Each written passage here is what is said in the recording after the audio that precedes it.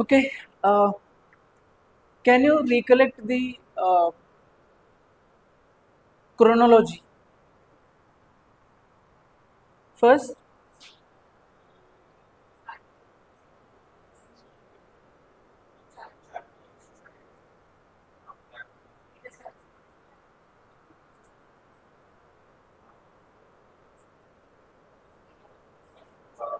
Right, right. Okay. So, other than Harappa, what are the Chalcolithic sites? I mean, civilizations? Banas, K starting. One more is in with Kayat. So, Kayat civilization is in MP. So, can you recollect some of the sites of Paleolithic age? Adamgarh? Hmm. Ah, yeah. Pan B was the code, na? Patne. Okay. So, Balan Valley is in Uttar Pradesh. Okay. So, can you name two sites which are common to all the three ages? Balan. Yeah. So, Bimbetka. Bimbetka is famous for Mesolithic age. Right. So, what is Gufrakal? Ah. So, okay. Mm. So, what was the first metal to be used by man? Copper. Then, iron was discovered during later Vedic period. And where was in rice found in Harappan civilization? Lothal and Rangpur. So, where do we find the plough marks? Plough marks, Kalibangan. So, yesterday we remembered like Kali, terracotta is in Banavali. So, what are the northernmost, southernmost, easternmost, westernmost boundaries of Harappan civilization? Westernmost, Alamgirpur in UP, हाँ महाराष्ट्र में Daimabad and north, हाँ yeah Balochistan and within India it is Mando in Jammu Kashmir and the easternmost is Sindh we have na? Right. Okay. And where do we find a lot of burials? Lothal only. Okay. So which is the site without a citadel? Chanodar. Right. So which has which is the only city to be divided into three? Dholavira. Right. And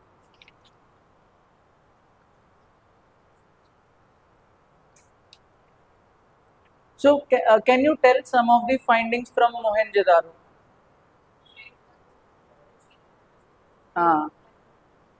Ah, people tree, all these things. Okay. So Harappa is on the which river bank? Ravi. Mohenjo-daro on Indus, no? IBM we have read, no? So I Indus, Banerjee, Mohenjo-daro. Right. And what are the tools of the three ages? First age may we call them chopping tools. Second, microliths. Third, sets. So what was Bali? Tax. So what are the taxes in the later Vedic? Bhaga. Shulka is important. Right.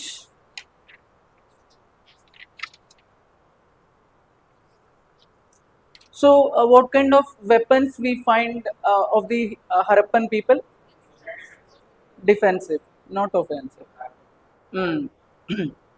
So why don't we have the evidence of like much of the evidence of exports imports from Mesopotamia? Perishable goods. Other than yeah. So silver we got from Mesopotamian and Jowar mines. And copper from K3 mines. Gold from Kolar and South India. And timber from Jammu Kashmir. So we have read all these things well. So we have the evidence of cotton cultivation at cotton. Mohenjo-daro. That's why woven cloth is discovered. Na good. So in the Harappan, yeah. So at which places we find granaries? Granaries were discovered at Mahal, Mohenjo-daro, Harappan, and Lothal. At these three places we find granaries. Okay.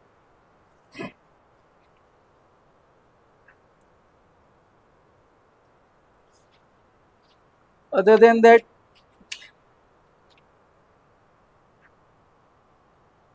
so what are the animal figures you find on the Pashupati seal? Tiger. Right.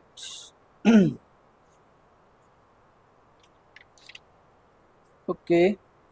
Pottery was first came to light in Neolithic, and very well organized settlements or villages, Neolithic age. Settlements started in Neolithic and continued. Mm, Proper in Neolithic. See, actually, Neolithic is thousands of years now. It's not a particular point of time, period of time. So we can say the thing. And sugarcane was cultivated in later Vedic period. Uh, right. So what are the two ports during the Harappan period we discussed?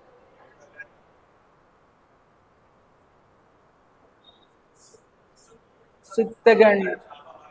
Ah, right. So it is similar to Chabahar port. Okay. Shottugai is in Afghanistan. So Mehergar, Balochistan region. So it is famous for which Neolithic or Neolithic. So actually in Neolithic we have studied too many sites, right? So and so if you want to recollect the literature of Vedic period, how do you segregate? Huh. So mantras, all four Vedas, and Upanishad. So yesterday we have discussed two UNESCO related things: Rigveda and Bhimbedka. Right. Yeah, this oral tradition and this cave paintings. So with that, it is done. Okay. Yesterday also we compared Rig Veda and early Vedic and later Vedic, right? So did you see the gods who are in early Vedic and later Vedic? Okay. So okay. Uh, yeah. Hmm. Agni, Varuna, Maruti, all these things you'll read. Right. Okay. So today we will move to the next. So yesterday we have completed the Vedic age up to around 1500 to 600 BC, right? So today, uh, uh,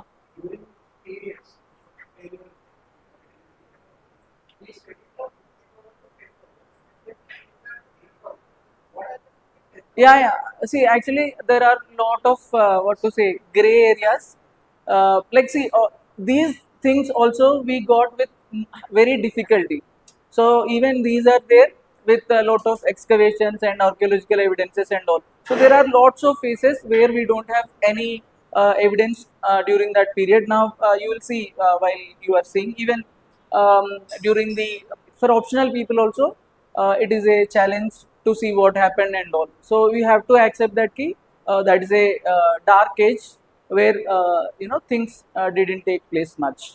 Okay, right. So today we will be dealing with uh, the next topic is Mahajanapadas, right? Mahajanapadas, Mauryan, and foreign invasions. Okay, these three things only will be discussed. Actually, that is the only thing. Right. Okay, before I start, if you have completed economy, so what do you say the impacts of LPG reforms? Liberalization, globalization. So, do you accept that due to the LPG reforms in 1991, a lot of changes in our society, okay, in our dressing, in our everything has changed, right? So, all the mobile phones that we are using is owed to these LPG reforms. So, all these things, okay. So, so similar to the LPG reforms like 1991, which we have experienced recently, the 6th century BC. Okay, 6th century BC of ancient India is also such a watershed moment. Okay, because a lot of social, political, economic, even in geographical,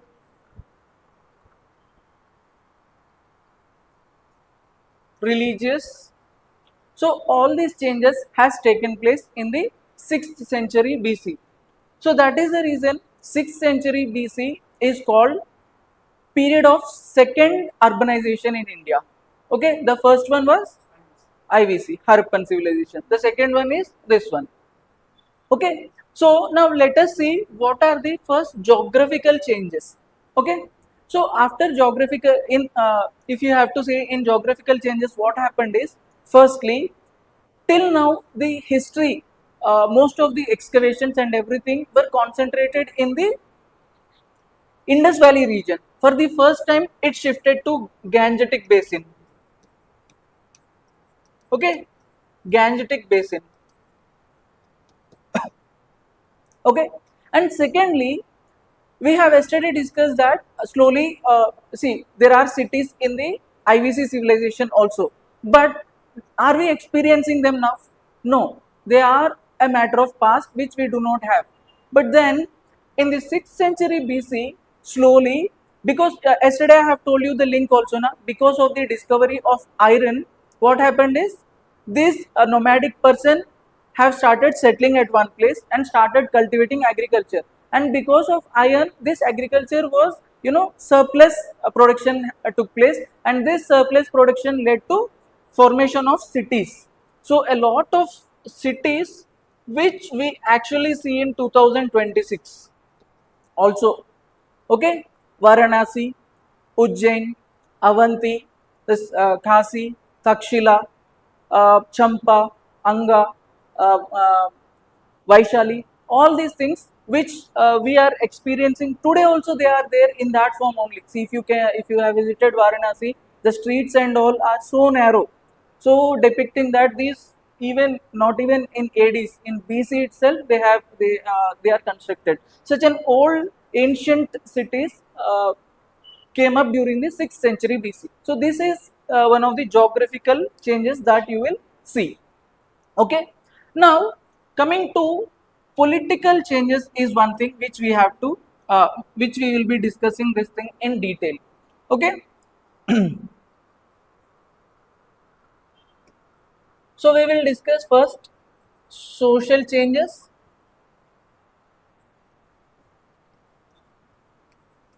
that took place in the 6th century BC. Okay. See, social changes, see, anytime if you want to write an answer in mains also, social changes mean you will talk about occupation, caste system, position of women, marriages and all these things, right? So, yesterday itself in the, see, the changes that have taken place in the uh, later Vedic period had continued till now also. Even now we are having all these things now. Varna system is followed, Gotra system is followed, all these things are happening. But then the only thing here we have to discuss is that in the 6th century BC, the most important social change is that nearly 62 sects have come up. Okay, 62 sects. So actually what happened is that because of growth of agriculture, people have become somewhat rich, especially vaishyas, traders. Okay, trade, these mercantile class have come up, new middle class have come up. And secondly, because of this brahminical tradition, the rituals have become so much burdensome on people. Now they are like, we cannot bear the demands of this Brahmin caste. And secondly, the thing is that apart from this Brahminical wala thing, in this society na, a lot of greed, violence, like stealing, everything, dishonesty was prevailing. So because of all these things, there came up a new faiths, okay, to attract the people. So apart from Brahminical religion or Vedic religion, see, you have to know that ki, till Gupta period we do not have Hinduism. Okay, Hinduism only came in Gupta period. Before that it is all Vedic, Vedic religion, which is not existential now. Okay, in some form it may be, but the dominant one is Hinduism, which we will discuss tomorrow. Okay, now because of this Vedic, see, Vedic religion by itself is not bad, but then the Brahmanical tendencies were the reason for the emergence of these new sects. 62 sects. So these 62 sects may three are very important: Jainism, Buddhism and Ajivika. Okay, so we are calling them as a sects because initially they have begun as a faith. Later on, they garnered so much attention and so much following that they transformed into religions. Okay, and this sects like Ajivika remained as a sects only. Okay, Ajivika is founded by a person called Makkali Goshal. Okay, this is huh? Yeah. So right. So Ajivika is the sect. So now we will discuss briefly about Jainism and Buddhism. So here is where within the Mahajanapadas we are getting the Jainism and Buddhism topic. Okay. So we will see Jainism and Buddhism now by comparing with each other. Okay, see, all of you are aware of this thing, no? Like foundation classes may little like if you have to tell about Buddhism. So Buddhism, you know that Buddha was enjoying, was having a good life. Later on, he has seen a dead man, sick man, and then later on he left the home and came out of home, and later on he turned into Buddha. All these things, stories, you know. So today we will be discussing crisply about the Jainism and Buddhism for the exam itself, from the exam point only. Okay. So first Jainism,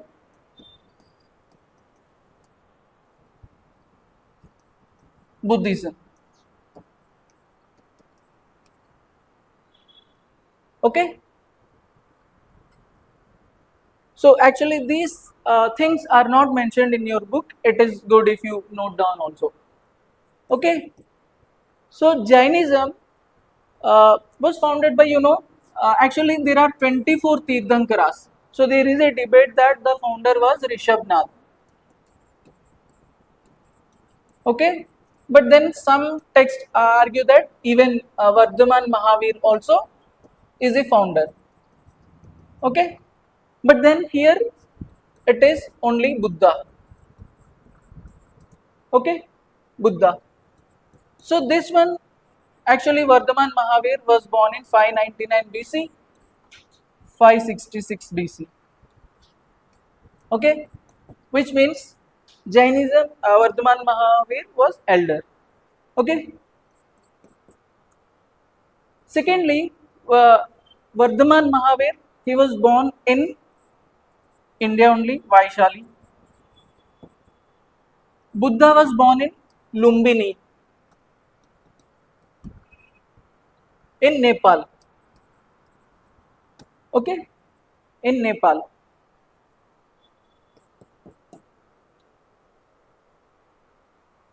Jainism do not believe in God.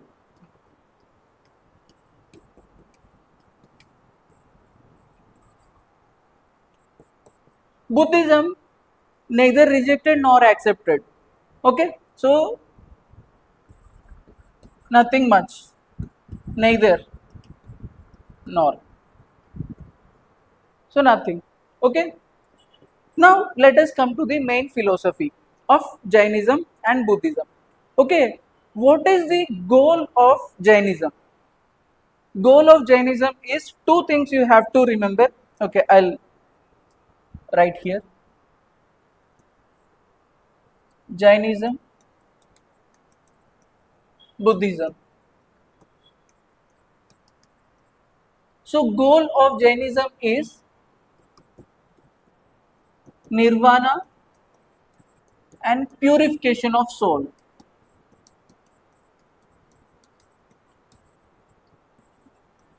Soul. Okay, this soul concept is very much important in Jainism. That is the reason they consider soul as higher than God. That is the reason they do not believe in God.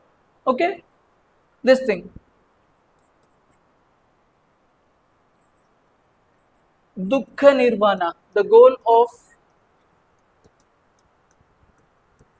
Buddhism is to take off your sufferings. Okay, take off your sufferings, get liberated from samsara. Samsara means this cycle of birth and death.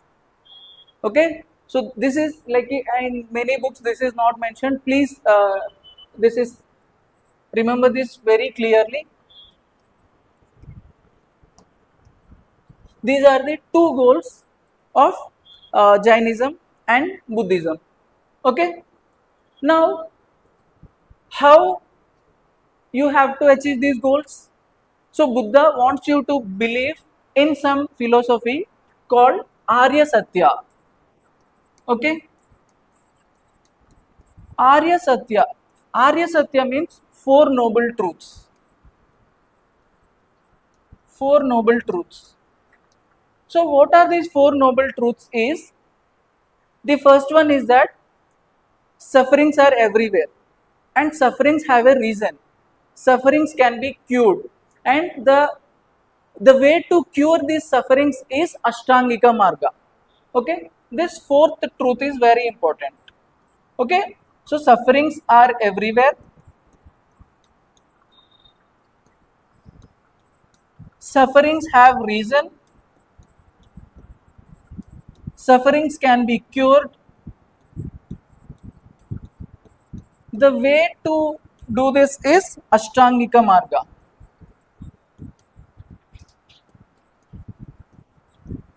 Okay, Ashtangika Marga, eight noble, things that you have to follow.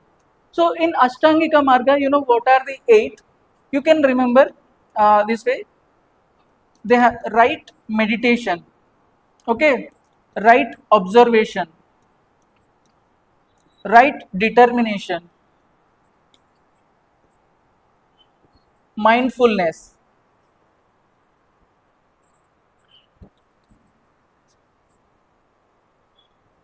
right effort,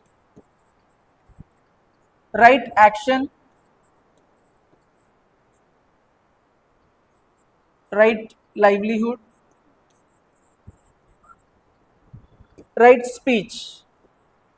So you can remember by the code mod meals, MOD MEALS. Okay, meditation, observation, determination, mindfulness, effort, action, livelihood, speech. Okay?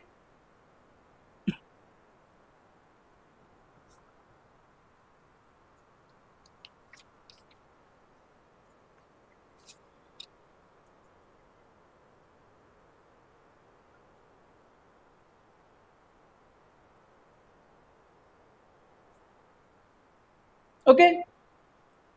Similarly, how do you achieve the goals of Jainism? So you have again path, Triratna,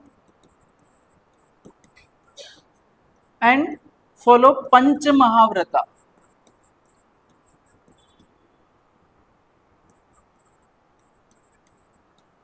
and Anuvrata. Okay, what are these? Triratna is right faith, right action, right conduct. You have to follow this. Okay, Panch Mahavrata. Okay, Panch Mahavrata is PSLV. B. No property accumulation, no stealing, no lies, no violence. This fourth one is there na, Brahmacharya. So Brahmacharya is added by Vardhaman Mahavira. So these four things are already existing before Vardhaman Mahavira itself. Okay? Right. हाँ अच्छा effect right knowledge के अच्छा अच्छा action and conduct are actually same ना right K is knowledge okay हाँ I was about to tell this now knowledge is very important because see the word Jainism refers to person Jina Jina means victor. So why one is called a victor means one who have attained this knowledge. This knowledge in Jainism is called Kaivalya Gyan. Okay. So those who have attained Kaivalya Gyan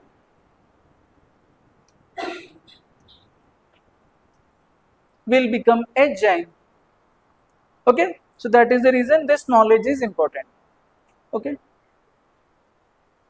See, these two are the goals of Jainism knowledge. So Triratna is a path to achieve the goals of Jainism. Triratna includes FAK, so FCK, faith, action or conduct, and knowledge.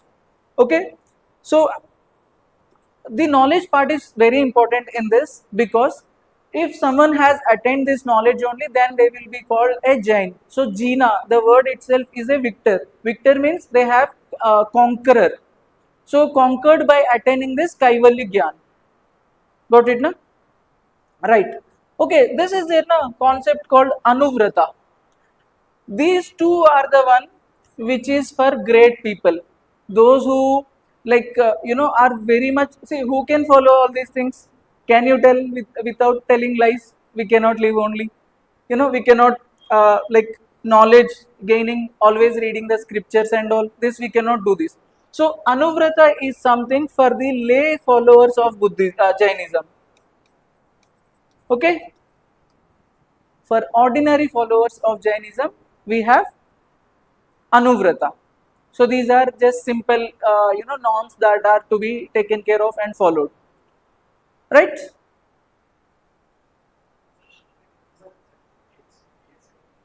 Huh. See, you can decode na. See, asatya is lie. Aparigraha is property. Parigraha, don't concentrate. This thing. So violence. ahimsa. So these things are only there, you can easily decode it. Okay, so this is there.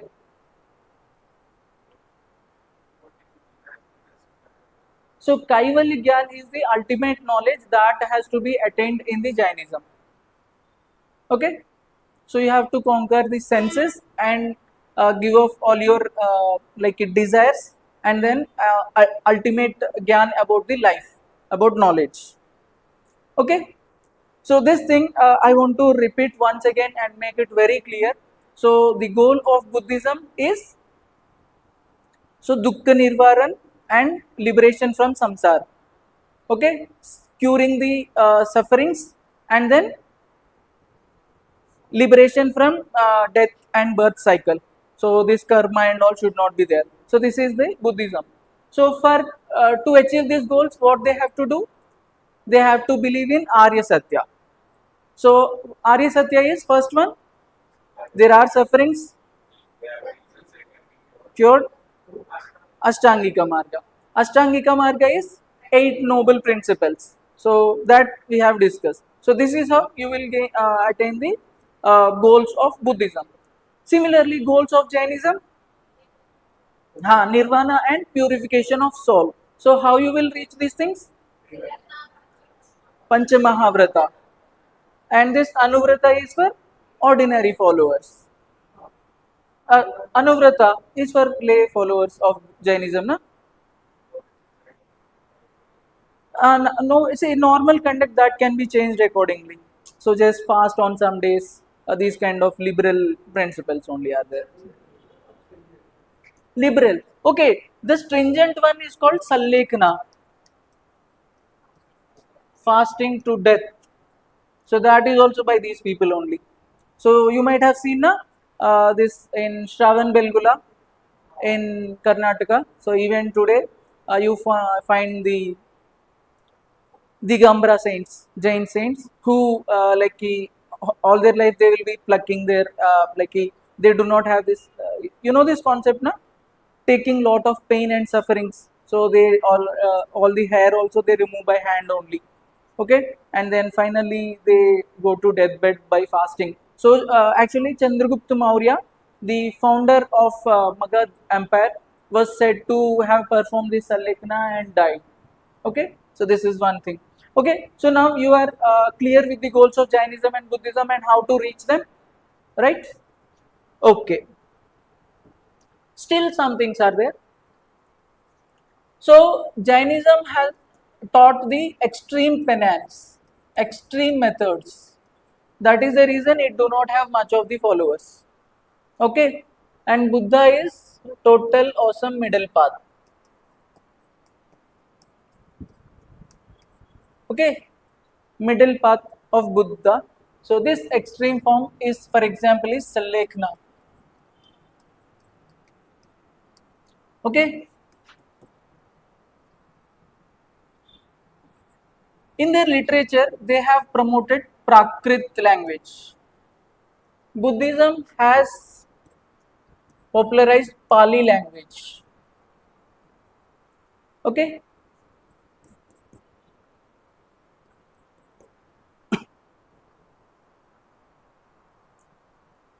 when it comes to architecture, you have three things in Buddhism: stupas, chaityas, viharas. So stupas are, yeah. So these are this circular buildings that are constructed on the ashes of Buddha or some of the greatest followers or disciples. So the greatest Buddhist thinkers or monks are there. There on their ashes we are building the stupas. Okay, chaityas are for the worshipping. So all the Buddhist monks can go and worship. Viharas are for residences. Okay, ordinary common residences for the Buddhist followers. Okay, In Jainism, we call them Basadis. Okay, Basadis.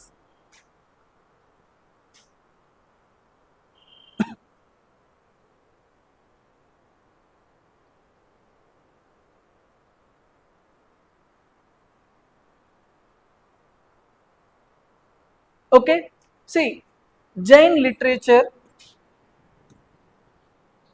Buddhist literature.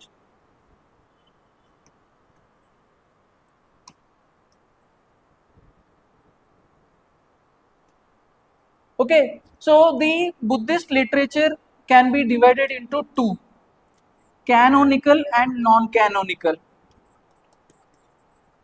Non-canonical. See, canonical means these are the authoritative texts. You cannot change them. You have to read them as they are. Okay. So the canonical texts are Tripitakas. So you know that there is Vinay Pitaka, Shuddha Pitaka and Abhidhamma Pitaka. So these Tripitakas are there which are canonical, which means authoritative texts. Now non-canonical are Jatakas. Okay, Jatkas. So Jatkas are like stories. Anyone can write whatever they feel. Like for example, there are some stories like a village is being endangered by some elephant or a tiger, and suddenly Buddha comes and with one hand he kills that elephant and saves all the people. So these kind of glorification, whatever they want. For example, there is one Jataka, Ashoka's to glorify the Buddhism. This thing is written like Ashoka was a somewhat cruel ruler in the past, and he has killed 99 brothers to come to the throne after his father Bindusara, and then then after converting to Buddhism he has become very calm person. So these kind of things, like whatever they feel, they would be writing in the Jatakas. Okay, these are belief systems of those people. Okay, now Jain literature, you have to remember Angas, Upangas, Sutras, Malasutras, Agamas, Shadabs. Okay, so this thing is not there in many of the books. Please try to write now.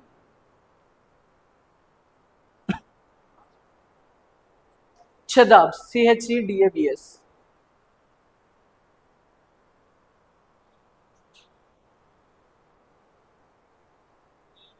Okay,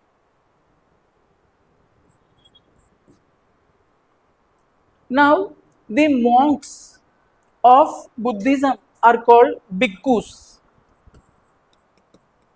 bhikkhus and upasikas. Okay, the monks of Jainism are called Shramanas.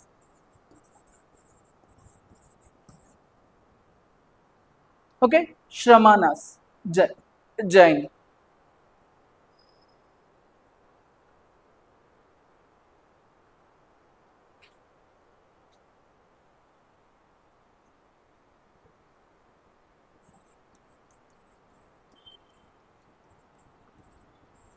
This is also very important. Uh, See, the Jain places here, stupas, chaityas, viharas. Na, here we have discussed basadis. Add one sthanakas. Sthanakas, like basadis is like a ritual place, and sthanakas is same like viharas. So where the Jain monks live. So this question was asked in UPSC recently only. Sthanakvasis. Is it related to Buddhism or Jainism and all? So sthanakas, sthanakvasis are followers of Jainism. Okay, right. Still some differences are there. Only two, last two.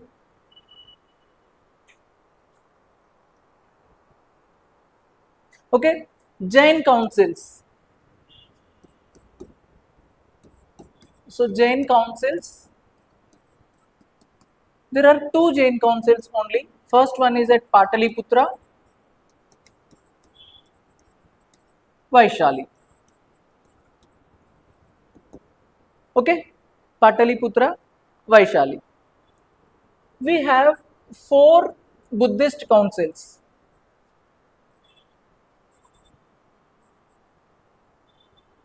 Okay,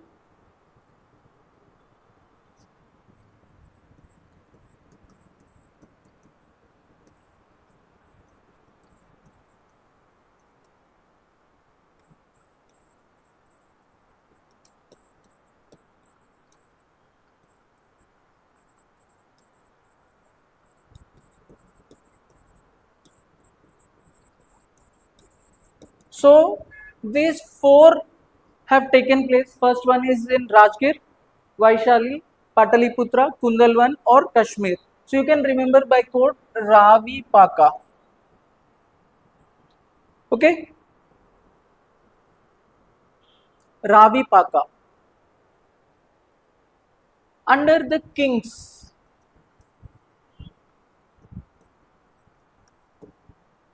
I remember this code Ajkal Ashoka.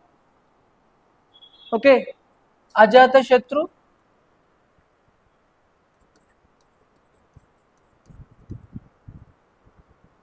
Kalashok,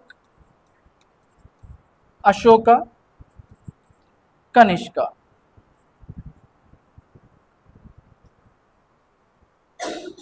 Okay, Ajkal Ashoka is the code.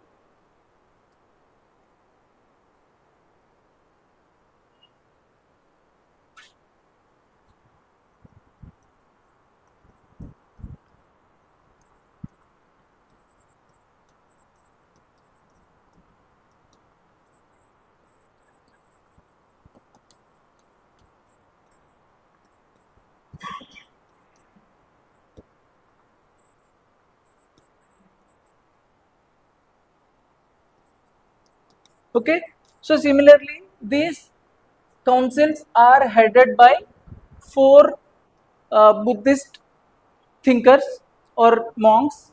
First one is Mahakashyapa, the first Jain council. Then Sabakami, Mogali Tissa, and Vasumitra. Not visible? Okay.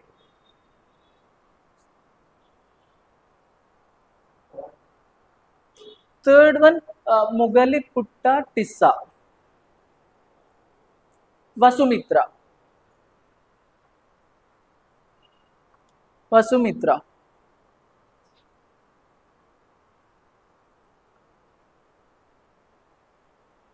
Okay. Now coming to sects. The inner sects, you must be knowing that.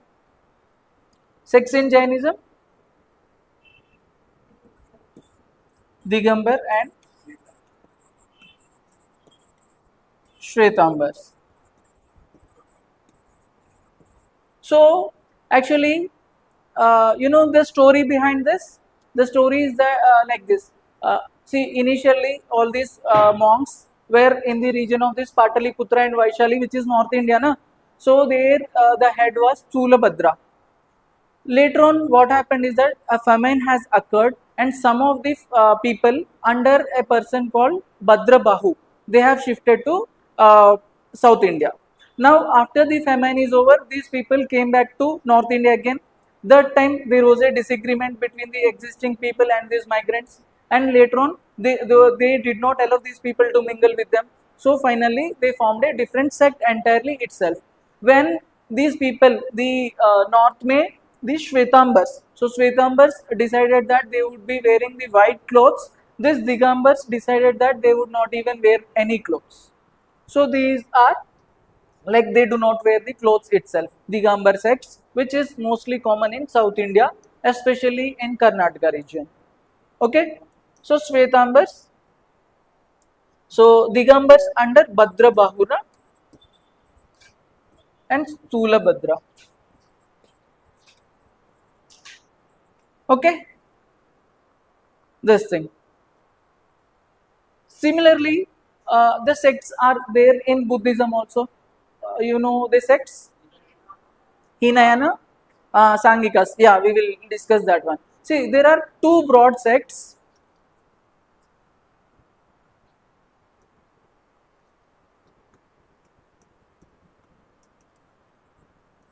So actually, there was a difference after the death of Buddha. Like, what should be the further course of action?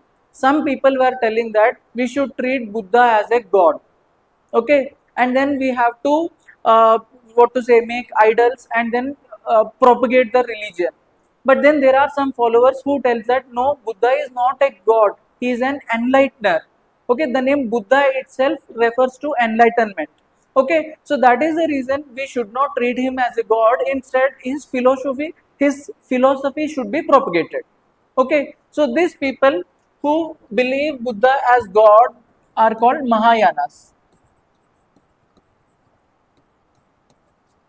Hinayanas, other one. So Buddha is not a god, he is just a human but an enlightener. Okay, Hinayana. So these people slowly, some rich people ka tendencies have occurred, and then they started using Sanskrit language. Okay, and then these people has started using Pali and Prakrit language only. Okay, which means layman's language. Okay, so similarly we have discussed in the modern history also, na, after the death of Dayan and Saraswati, it got split into two, Gurukul school. Yeah, so same way after Buddha, they have shifted. So actually, see, the human tendency is that if you show the god in a idol form, and then if you do some rituals and all these things, only the religion will be propagated. Or else, if you tell good, na, people would not believe all these things. So that is the reason Hinayana is very much, what to say, didn't spread to other other countries. And also, whatever the sects you are seeing, na, now, if you see in exam, whatever sect comes, 95% would be from Mahayana sects only. Okay, very less 5% are from Hinayana. Okay, so by knowing these terminologies, first you can differentiate between Jainism or Buddhism, and after decoding, like by name, like what they are, so what kind of people they are, you can easily arrive at Mahayana. So if the word is somewhat like Hinayana, you will easily understand that one. Although I'll give you a PDF where a number of sects are there, just by seeing them you can conclude that okay, this is here, this is here. Okay, right. So this is the sects of Buddhism. So I think everything are done now.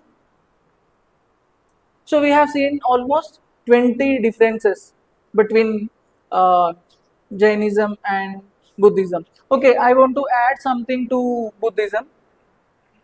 You know, there are 4 events related to the Buddha, so which they consider as very pious. Okay, so the first one is you can write. Someone was telling Mahabhinishkramana. So Mahabhinishkramana is Buddha leaving the home. Okay, leaving home. So we have discussed the home is at Nepal, na, Lumbini.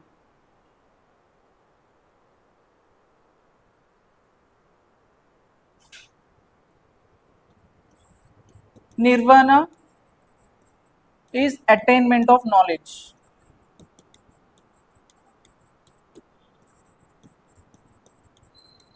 He got enlightened. So enlightened under which tree? Bodh Gaya. Bodhi tree in Gaya. Gaya is in Bihar. The fourth event is Dharma Parivartan Chakra, which means first sermon. First sermon. The first sermon is in Sarnath. Sarnath is in. Is it not near to Varanasi? UP. So Sarnath, UP. Okay. The fourth event is Mahaparinirvana, which means death. The death mourning. So it happened in Kushinagar.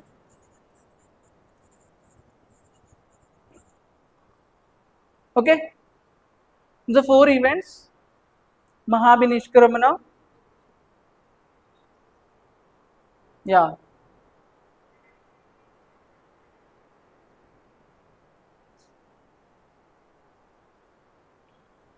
Okay.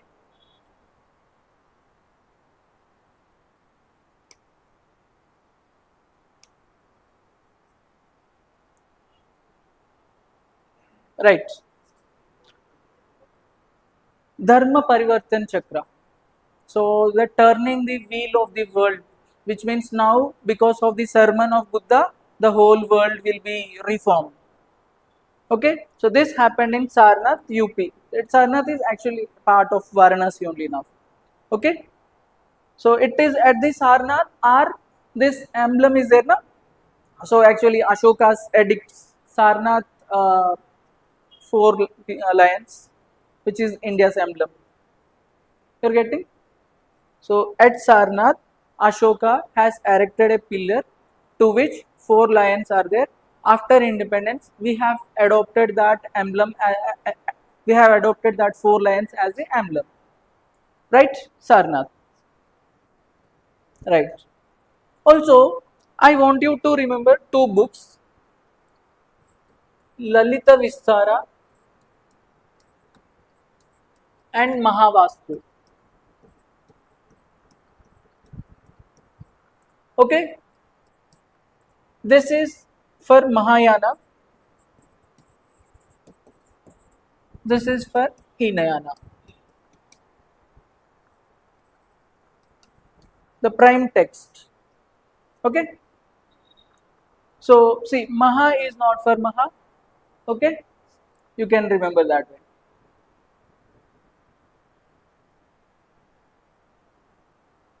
So these are the important texts.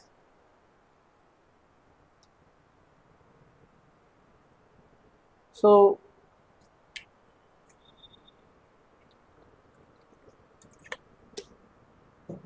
actually these differences, na, some are there in NIV, some are there in NCRT, some are in other books. So I had gathered them at one place and then put forward to you in the form of a comparison, so that you hear. So this way. Okay. So now you are clear with all the things of Jainism and Buddhism. So now you can easily tell all the things, na, that see, they are simply asking terminology only. So like shamanas, upasikas, bhikkhus, okay, like angas. So 24 में these angas have come. So angas, like if you don't read here, you will think it is of some Hinduism also. No? So these kind of things are there. So please remember them as it is. So in your book also, almost most of them are there in the NIOS. So again, you can develop on that. Okay, right. So are you see? Are you knowing where we are now exactly? We started with 6th century BC ka development. In that we are talking about the social changes, specifically religious changes during that period. Okay. We have talked about the geographical changes. What is the shift has taken place to Gangetic Basin. Now we have talked about the social changes, especially Buddhism and Jainism, and Ajivika also. So Makhali Ghoshal was the founder. So these three sects only we have discussed. Now two are left: economic changes and political changes. Okay, political changes.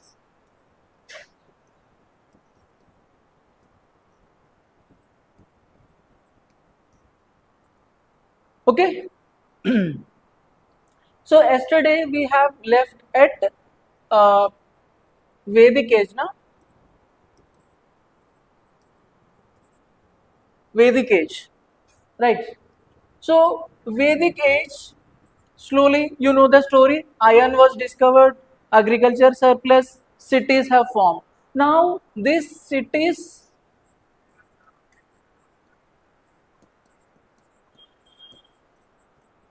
we call them Mahajanapadas. You know why? Because at this point of time, the concept of state has come. State has come. If you are from PSIR optional or sociology optional, you must be knowing what is the concept of a state and nation. So state means you have what? Can you tell the three things? Territory, yes, right. People and sovereignty and some form of government is needed, right? So this is the first time we have all these things, a concept of state. This we call in ancient history as Mahajanapadas. Okay, these Mahajanapadas, some of them are monarchies. One person. Some of them are oligarchies. Okay, which means some families were ruling the region. Okay, this we call with a particular term Ganasanghas. Okay, Ganasanghas. The third one we have elected kings also. Elected kings also. So out of all the Mahajanapadas, we have 16 Mahajanapadas which are very important, which we will see now. Okay, this is one thing. Now, out of the 16 Mahajanapadas, na, one was very popular. That was Magad. Okay, Magad. 16 Janpadas. So slowly what happened is that this Magad, the king is there, Bimbisara.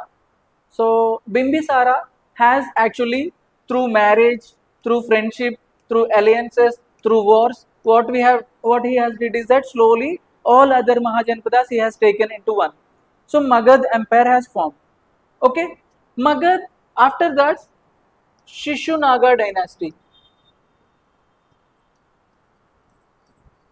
Shishunaga dynasty. Okay, after that Nandas have come.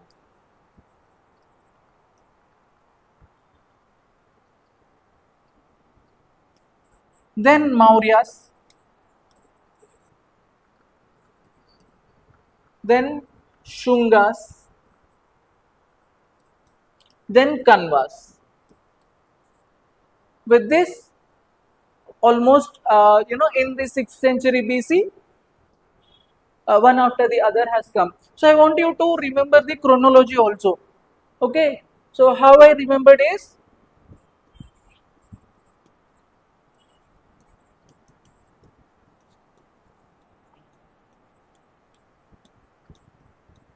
so this was the code I was following. So see, Mega Shishu. Mega is Magad, Shishu Shishunaga, and Nandas, and is there na? More. Mega Shishu and more Shubhakaryam. Okay, more is Maurya. Shubh is Shungas. Karya Kanvas. Okay. So don't worry. For every one of them, they have given just 4-5 lines in the book, which means you have to read only. See, other than Mauryas, nothing we will be discussing. So this is hardly one person is there, one person only. Just a simple paragraph is given. But still, knowing the chronology is very important. Okay. So slowly, this Vedic age transformed into Mahajanapadas. All these Mahajanapadas slowly consolidated into Magad. So Magad transformed into after Magad Empire, Shishunaga, Nandas, Mauryas, Shungas, and Kanvas.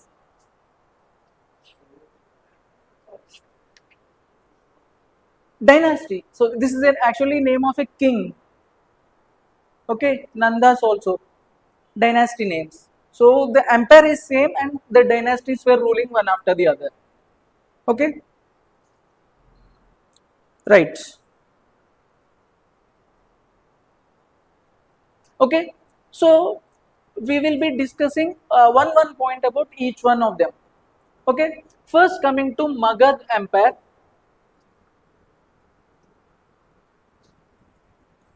Magad Empire. This person Bimbisara is very important. Bimbisara was the important first Buddhist council.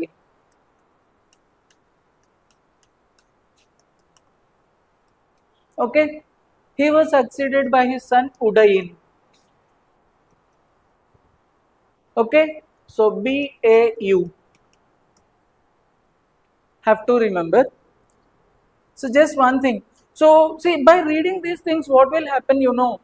See, for example, Ajata Shatru is there, and Udayin was there. So Udayin was known just for like building one fort in Bihar. Okay, but then you will know that these kings are very like is smaller in nature. So if some big event is given, which is ascribed to them in the exam, you can see that okay, at that point of time, such a small king would not have done this. So let us go for the next option. So these kind of patterns will be developed in your mind. So that is the reason you need to know the at least the nature of the kings. Okay. So first we have completed Magad.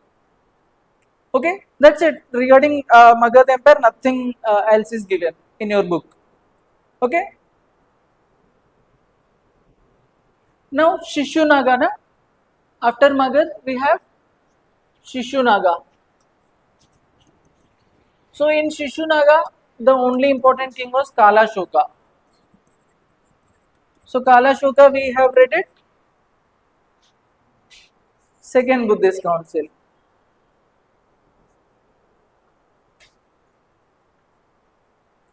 The third one is Mega Shishu Nanda. So Nanda. So for Nanda, there is one person called Dhanananda. So Dhanananda, in the writings, it is mentioned that he was a very angry man, arrogant man, and kind of a bad ruler.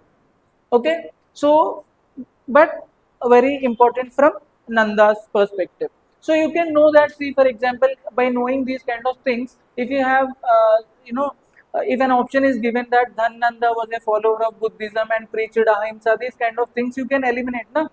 So this way, the things will be helpful. Okay.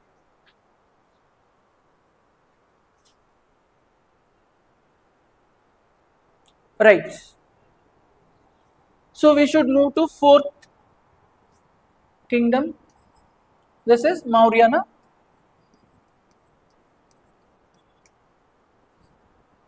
Okay, Maurya. So in Maurya also we will be talking about only three kings. Chandragupta Maurya,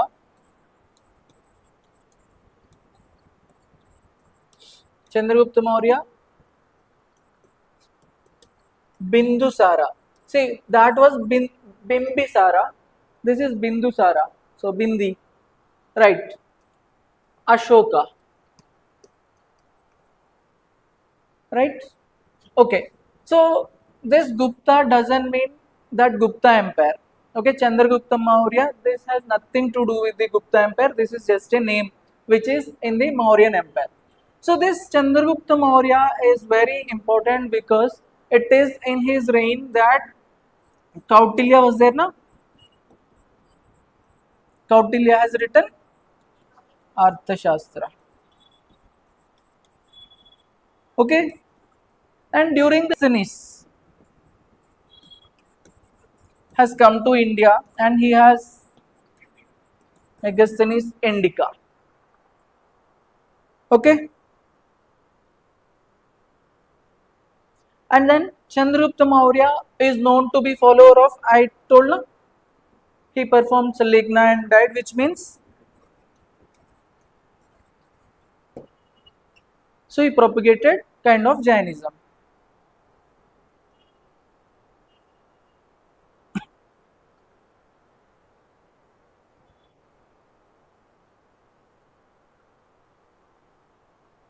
Right.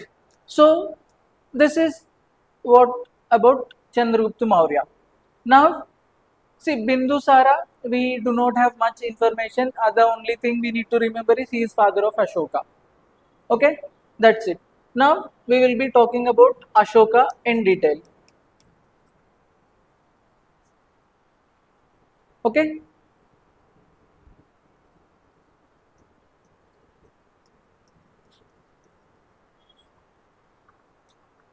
So all of you know that Ashoka, that was in the Jataka stories only, how he has came to throne. He was an angry man before, but after coming to, after taking Buddhism, he became a reformed man and very kind person. So this is a story. So we do not have any safe evidences to conclude that thing. But then for the exam, we should be remembering some concrete things, right?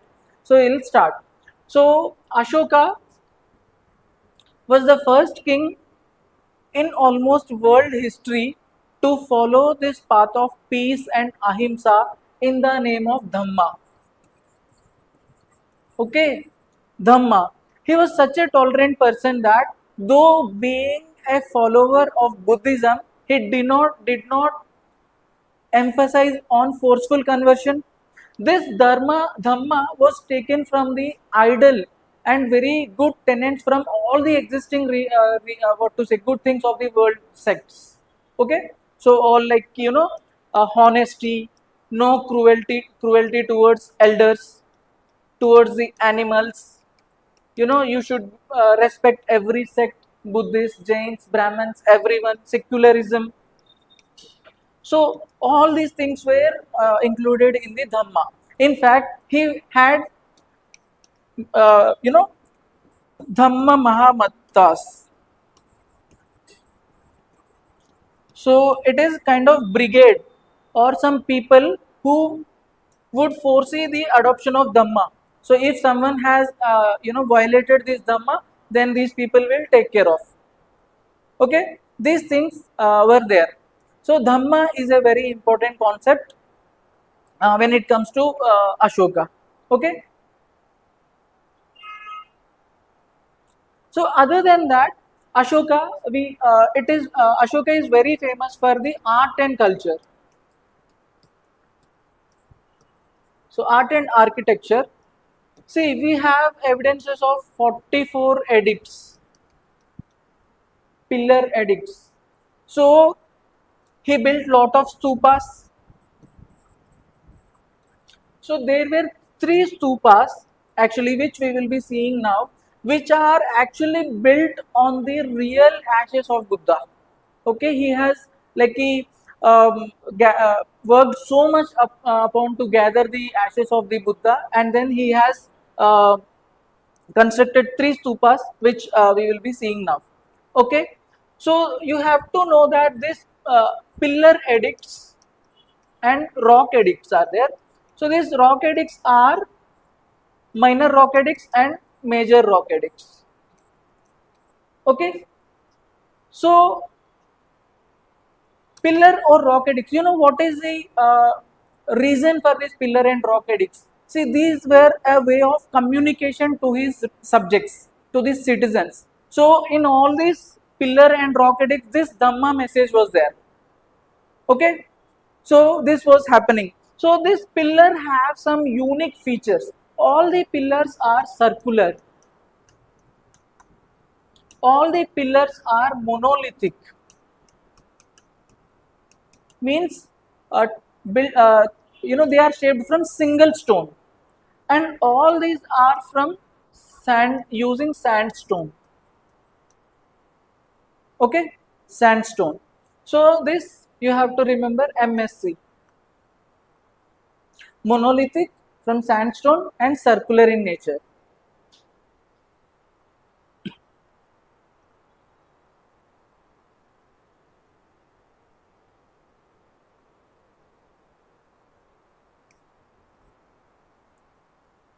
Also, this pillar and rock edicts are there.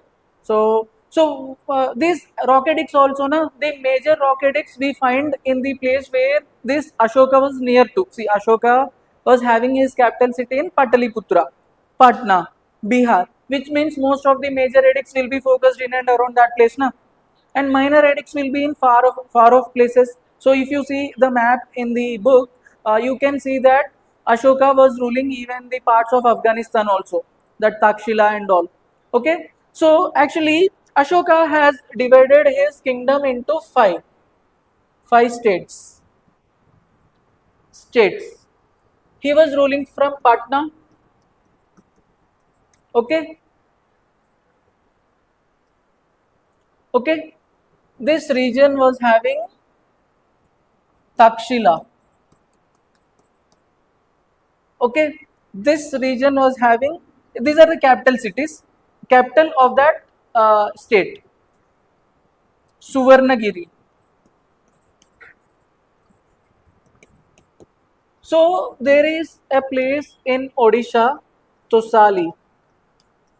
So this is a port city also. This was the capital of this region, and although this was the capital for the empire, there is Ujjain. Ujjain is in MP. So this was for the northeast eastern region. Okay, so you can remember by code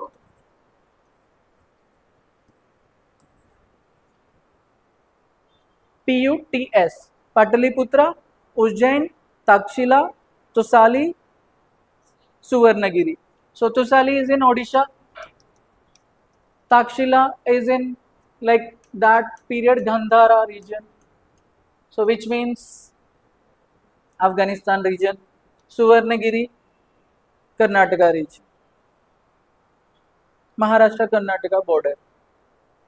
Okay, so these are the territories.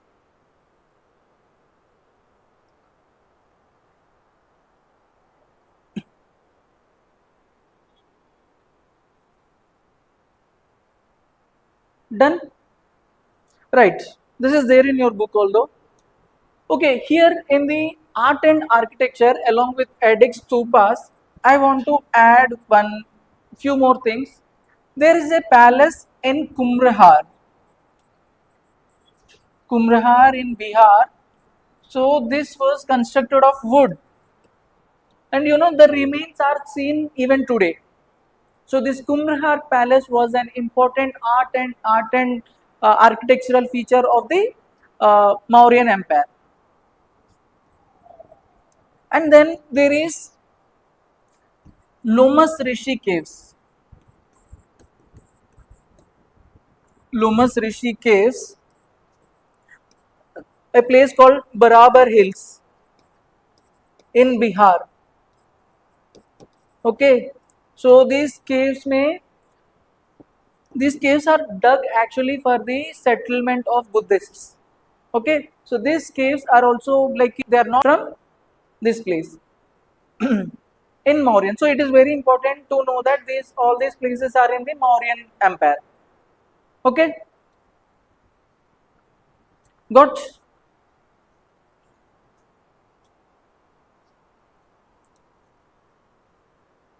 Okay, first minute of the class. We are still in the changes that are taking place in the 6th century. We have discussed the social changes. Uh, system was barter system. Now, for the first time, now we have till now what everyone, all the society mostly comprised of agriculture class, right? Slowly we have artisan class and trader class. Okay, traders were developed. These traders formed into guilds. Okay, the guilds we call them as shrenis. Shrenis. Okay. Now there are two types of guilds. Actually, the guilds mean two types of traders. One set of traders are at one place only settled, which we are calling them shrenis. Okay. Okay. Now there are some people who are moving. These are caravan people. Okay, from one place to another. So they also elected one head. These shrenis are headed by Sartavaha. Okay, Sartavaha. Right? These are traders and merchants now. Now these artisan class also have their own guilds. Okay, and then they also elected one person. That person is called Jesta. Right? Jesta. So Shrenis, Sardvahas, Jesta. So these are the uh, guilds.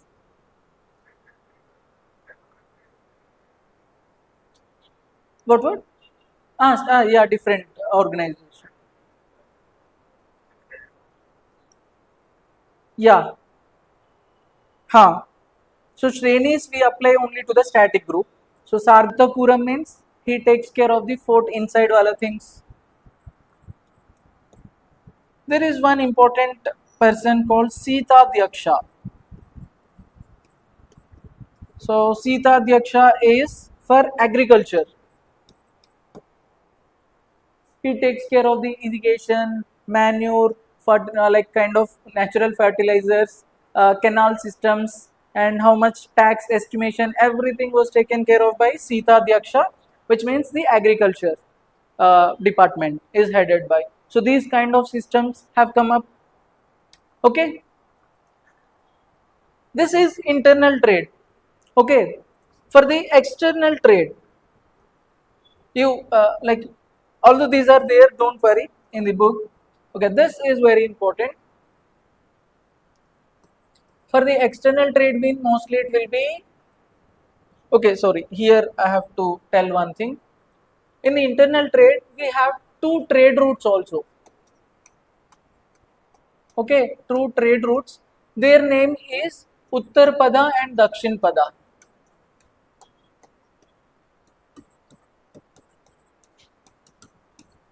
Okay, so by name itself you will know na.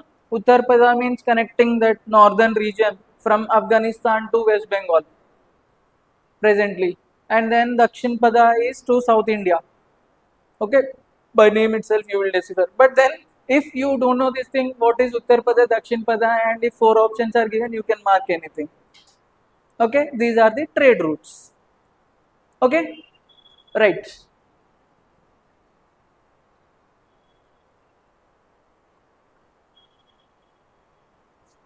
Okay, now the external trade in the economy, which means ports.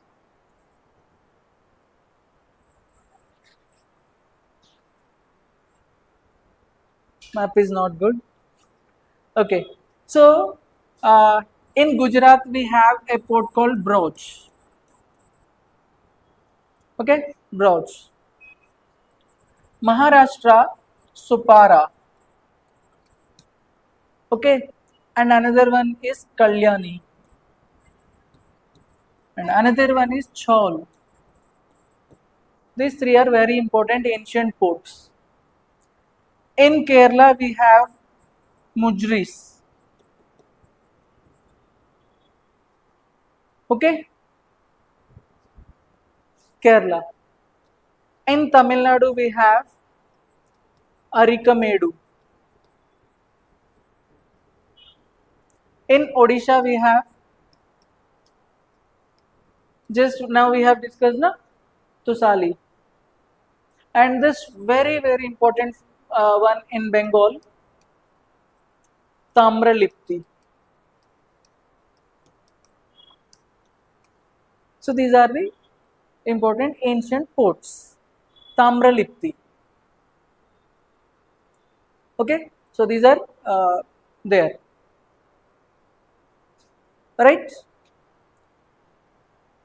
So with this, this thing is completed, which means all the 6th century changes, 6th century BC changes. Okay, so in the social changes we have discussed about Buddhism, Jainism. In the political changes we have discussed about Mahajanapadas, that link Magad,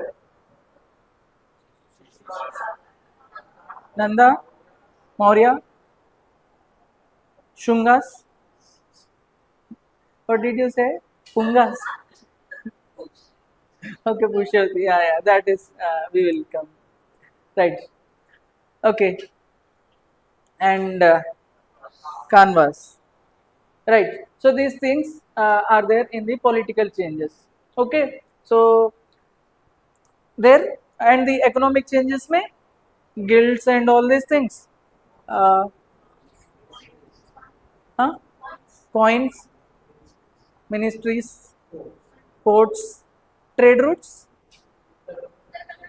Dakshinpada. So all these are there. So even if a mains question comes, you should be writing just in 4 minutes. Okay. So this way you will do the things. Now this chapter we will underline in the book and then come back now. So the next chapter. So next chapter, Indo Greeks are there. So Indo Greeks within just half an hour. Sorry, the foreign invasions and all. That one half an hour we will end up. Okay. So till now it is clear now. So did you feel comfortable throughout the class? Right.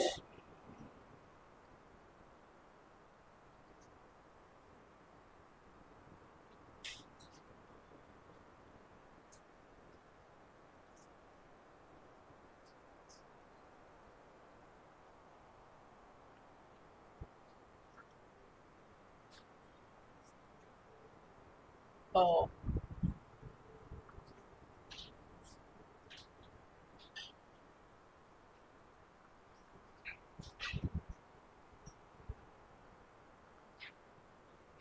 So what is the page number where this Mahajanapada starts?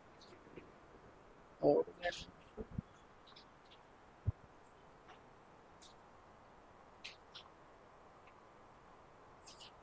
So yesterday we have discussed when, in which period did we start oil, tila?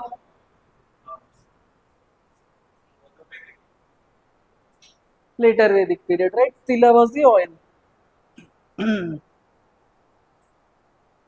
Right. So 63 page. We are at Mahajanapadas. So the emergence of new religions may you can see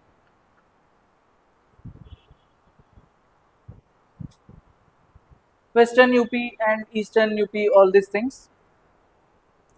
In next page also very few are there. The 6th century BC is known as era of second urbanization. Second urbanization. So all these are okay, okay. In the 64th page, this one, third line may please underline na.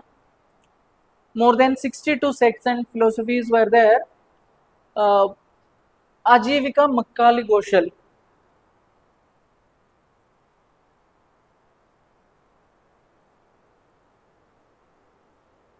That time when you told this, like you were telling us, I wrote Makkali Goshal and you were saying, I thought whether I have written some Shreya Goshal, that's her name or what, I forgot this person.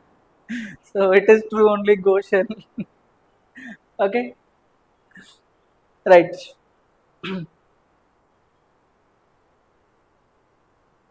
Makkali Goshal, you'll underline that. So Jainism, okay. So Jainism, now I think you know everything. This purification of soul and attainment of nirvana. So what was the code for this 5 Pancha Mahavratas? PSLV-B, that you can write in your book. Anuvrata, Anu is for common people, laymen, not for the monks. Okay, this one we didn't mention that time. So, Jainism believes in this philosophy called Anekantvada.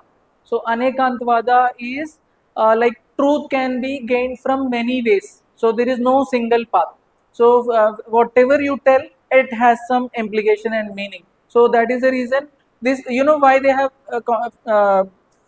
brought up this concept, because knowledge is eternal. If you read something and stop there, you should not. You have to keep on acquiring knowledge all the time. So that's why truth is so much you have to learn. So Anekantvada or Syadvada. So this is very important. Syadvada.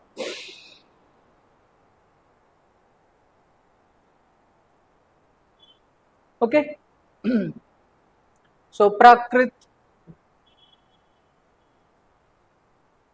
Buddhism also. So this you will in the class we have discussed now. All you will know these things. Okay, Milinda Panho and Buddha Charita we will read now.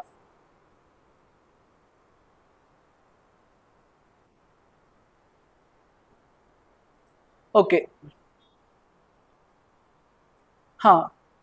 The 16 Mahajanapadas, I have told now. See, in the 16 Mahajanapadas, elected were there, monarchies were there, uh, oligarchies were there, and oligarchies were called Gansangas. So, Gansangas, oligarchical system. Okay. So this is the most challenging part that students face. You have to see the thing. So almost most of the years from this box questions come. So every time. So these are the Mahajanapadas, these are the capitals and modern location. Okay. So then the see if you can like study capitals, it is okay, but know the modern locations, very important. So for example, they have given this thing in the Buddha's lifetime, to which all places he traveled, went and gave the lectures or sermons. So in one option, na, they have given this Gandhar, Gandhar. So if you know, sorry, Takshila. So if you know that Takshila is somewhere where it is in Pakistan, Afghanistan region. So Buddha was at that period of time now. He was born in Nepal. See, in his lifetime, where all can he travel? At that point of time where there were no vehicles and all. True na. So by logic, if you know that this place is far away from the place where Buddha was, preaching all these things, you must see. Sometimes age is also very important. Why? Because so Buddha, he left the home at 29 years, and then later on he was giving first sermon at 36 years. All these things, which means he would be around at that region only, na. So if you eliminate this Takshila, then answer would come immediately.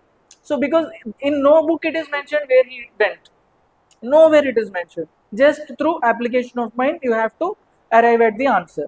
So this way, a lot of questions are asked, like this region and this one. See, for example, South India. In South India, there is only one, uh, Asmaka. So Asmaka is the only one in the South India. Okay, so on the banks of Godavari. So these kind of things, please just try to when in your free time, this table when you have your discussions also, a group discussion may just incorporate these things. Try to frame some mnemonic codes and all. I think for the north guys, it would be little easier because most of the places are in UP Bihar only. Okay, so you have to know the things. For example, Cambodge is in Jammu Kashmir. So all these things, by knowing the places only, you can eliminate the answers uh, in the options. Okay, so see, till now capitals are not asked. If they ask also, then like so they are 16 now. So try to like spend some 10 minutes on them. and then try to mug up, na? Okay, right. So this one should be like your task. It is upon your memory to do, or like you can take any risk also.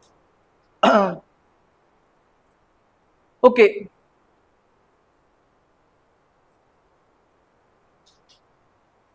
So see, this is Vajji is one important they have given, but not, what important it is they have not given. So it not needed. So this actually, this is the map that you have to see. Okay. So it is, see, Takshila is here and Lumbini is somewhere here. So all these things you can, by visualization, you can answer some questions. Okay. The rise of Magad. Magad. So Magad was the first, na? The 16 Mahajanapadas got consolidated into Magad Empire. So Magad Empire में three kings we have studied, Bimbisara, Ajatashatru and Udayin. Okay, so Bimbisara, uh, he was contemporary of Mahavira. True. So that is one thing. So later on, he did a lot of things to consolidate and actually to to consolidate the Mahajanapadas. Now Ajatashatru. So actually, see his nature, Ajatashatru. It is doubtful that Ajatashatru is also one of the cruel ruler who had, you know, forced to commit, like the previous ruler, the Bimbisara, was forced to commit suicide by the Ajatashatru. It seems. Okay, so who was eager to take throne, but later on he also did all the mistakes and converted to Buddhism. Right. So Ajatashatru was succeeded by Udayin. So remember this BAU, na? BAU, bow. Okay, so Ajatashatru is done. Udayin was very important because he built a fort at the confluence of Ganga and Son River. Okay, so who was the person? This is asked in many state examination. That fort is even today also it is very important. So Udayin is very important. We'll see that.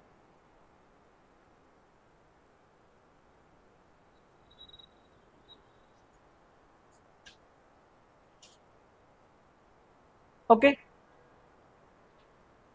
Then Shishunaga. After, see, Shishunaga say we do not have much information. So the only Shishunaga person was Kala Shoka. Okay, Shishunaga, Kala Shoka. So the only thing is second Buddhist council you will remember, right? Right. Then Nanda dynasty.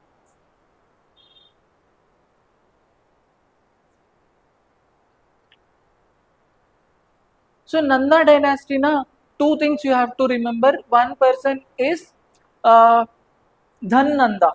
So Dhan Nanda is a very angry person. You can remember by Dhana. Dhana is like wealth. So having wealth and being arrogant like that, you can remember the negative personality. Okay, Dhan Nanda. Okay. Uh, Other important person is that actually the last Mauryan king was there. He was killed by Mahapadmananda. So that fact is there, but you need not remember. Leave it. Magad. That's it now. Okay, rise of, now we will discuss clearly in detail about the Mauryan Empire, right? So Mauryan Empire by Chandragupta Maurya. So we have remembered three kings na, Chandragupta Maurya, Bindusara and Ashoka. So CBA, like ABC, CBA, Chandragupta Maurya, Bindusara, Ashoka.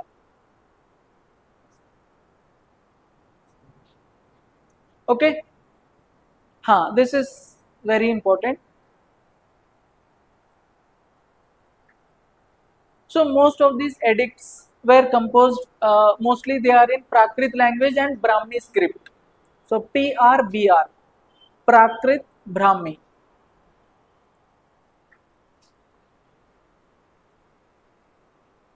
Okay. Then we have discussed this Arthashastra of Kautilya and Indica of Megasthenes also, na? So cool. Okay. There are two texts also here, Deepavamsha and Mahavamsha. Please underline that these are also the Buddhist texts only. So Deepavamsha and Mahavamsha. If they give you like what these are, you have to know like Vamsha is related to Buddhism. Okay. So there is a play called Mudra Rakshas written by Vishak Datta. See, Vishak Datta was the court poet in the Gupta period. He is not at all here, but then he mentions about the Mauryan Empire. Okay, so Mudra Rakshasa does not belong to this period. Okay, we will again see that later in Gupta period tomorrow. So Mauryan dynasty, Chandragupta Maurya was one, and then his son Bindusara and Ashoka. So please remember this year na Kalinga war 261 BC. Okay, 261 BC.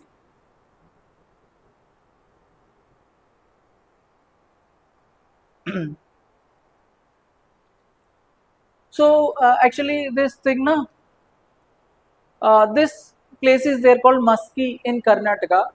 Maski minor inscription, minor edict this is. So Maski is the important one because it is the only place where Ashoka was referred to by his name Ashoka.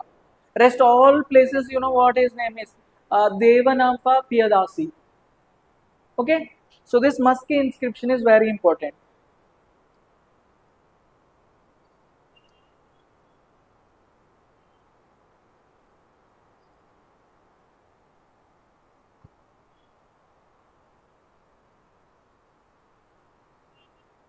Okay,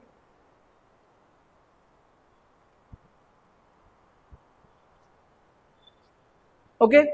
So then Dhammagosha, Berigosha you will be knowing. So the last Mauryan king was Brihadrada, who was killed by Pushyamitra Shunga. So I've told Mahapadmanandana, not so Pushyamitra Shunga.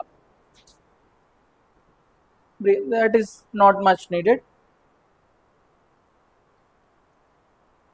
So Ashoka and his Dhamma is the next page. See here, by reading the thing, you can easily understand what is there in the Dhamma and all. Okay, so that is okay. You read by yourself, easily you will understand. Okay, see, this is the script of, which is mentioned in Ashokan edicts. Okay, what is the script just now we have discussed? Na? Prakrit language, Brahmi script. This script was, deciphered by one Englishman called James Prinsep.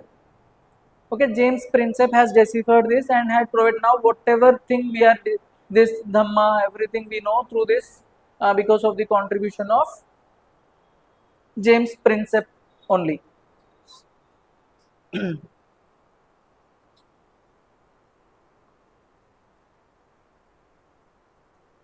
Okay, so decline of Mauryas. So the decline of Mauryas may, why it has declined is lot of theories are there. One person tells that Ashoka, he, in the name of Dhamma, he has weakened the army. So that is the reason when others invaded, he has no answer.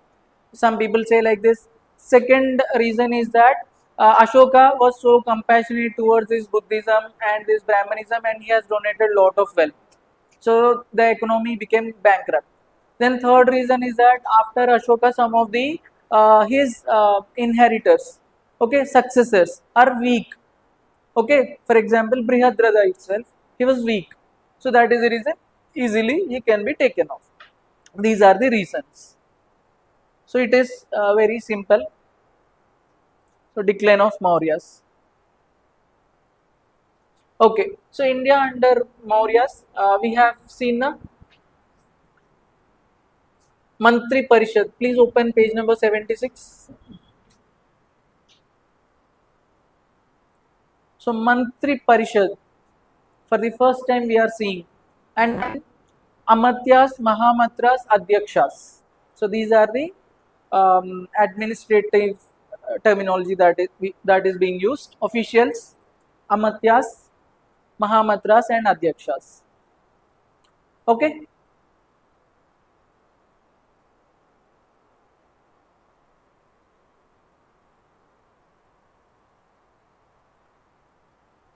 Okay, so we have this person called Greek writer Justin. He has not come to India, but then those who have come to India and some people, some travelers have talked to him, and he has written, this Greek writer Justin has written something about the Mauryan Empire. So that's it. So I told na Antapala in the last line, Antapala security of forts.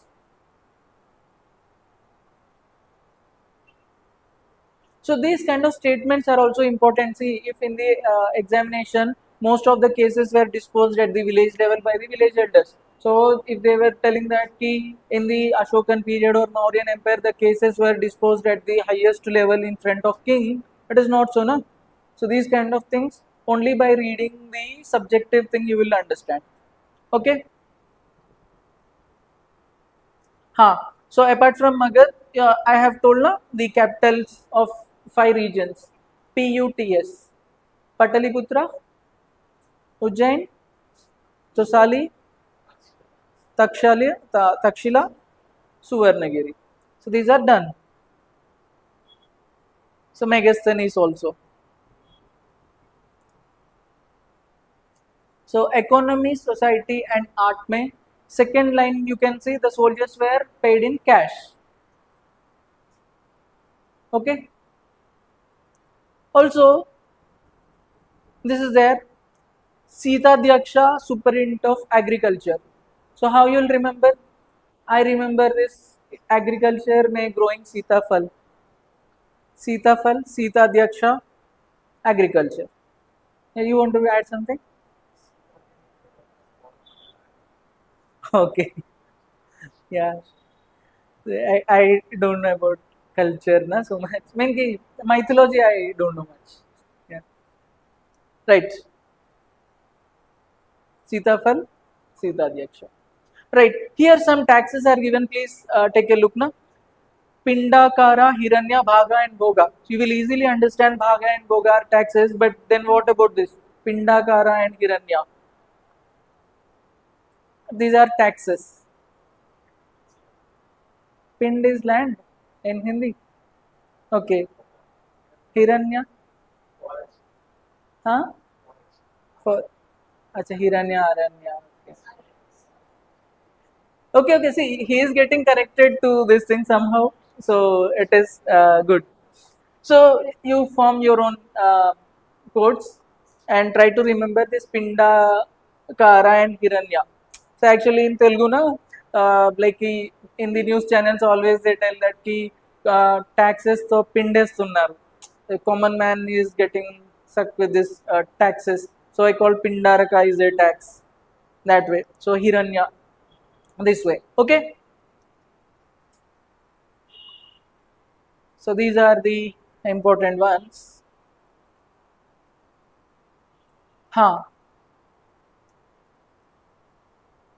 At this Mauryan time, the next page we are talking, the main centers of textile manufacturing were Varanasi, Mathura, Bengal, Gandhara and Ujjain. Okay, UVBGM. Ujjain, Varanasi, Bengal, Gandhara, Mathura. So these are the textile centers.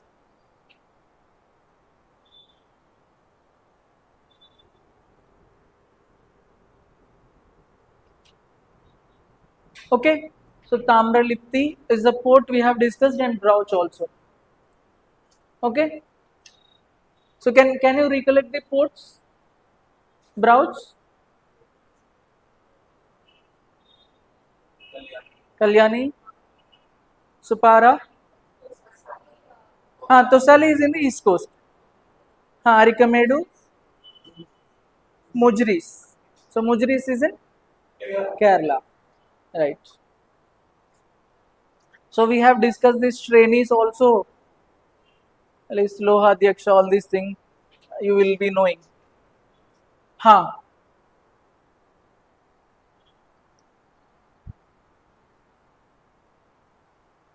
Okay, ancient Indian Ashokan pillars at, see this, what is this page number?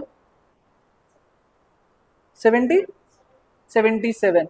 Okay, so here Ashokan pillars at Rampura, Laurian Andargan, and so Sarnath are very important. Okay, so at Rampura we have the bull emblem, bull. Laurian Andargan lion, a single lion, and Sarnath four lions. So the Sarnath one is actually the emblem. So bull capital is in Rampura. So you can correlate Ram and some cow or bull. Laurian Anandar lion, LL, lion capital.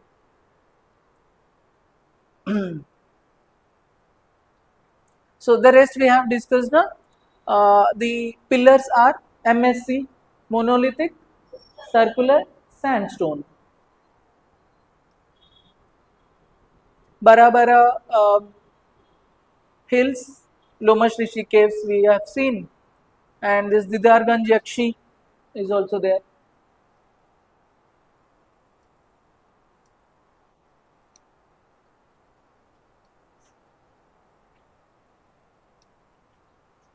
Okay, so this should be done. So I have taken very much time to explain these things, no, in detail. Actually, it was just in some 10 pages. It was 1 hour plus of a class.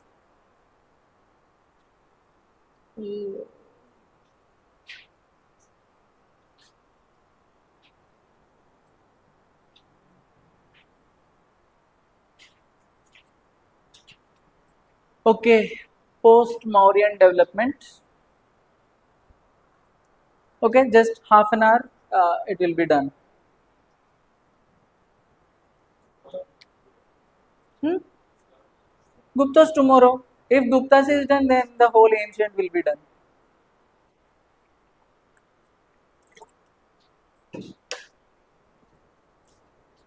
So you are comfortable, na? The way things are going on. So the link and everything is good. Less investment, more knowledge. So,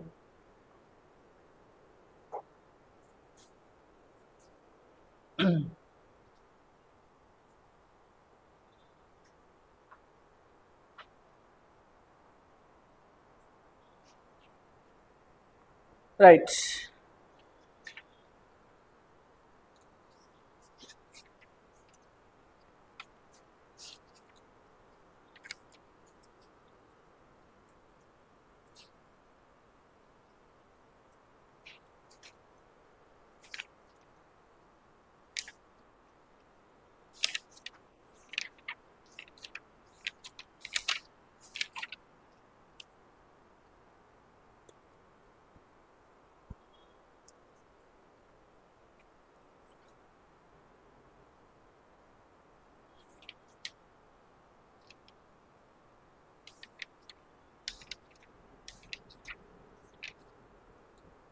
So just half an hour will be done. So we till now we have completed up to this Mauryas, na? So after Mauryas, who are there? In that link, Magad, Shungas and Kanvas should be there, na?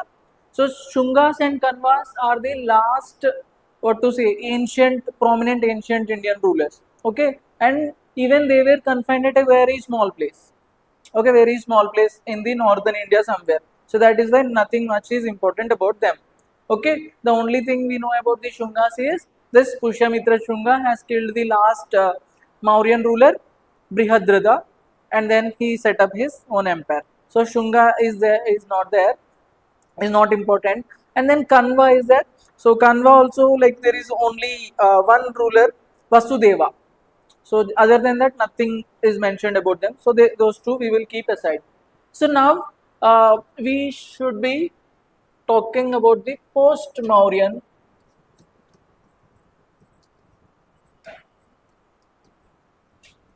age, which is foreigners.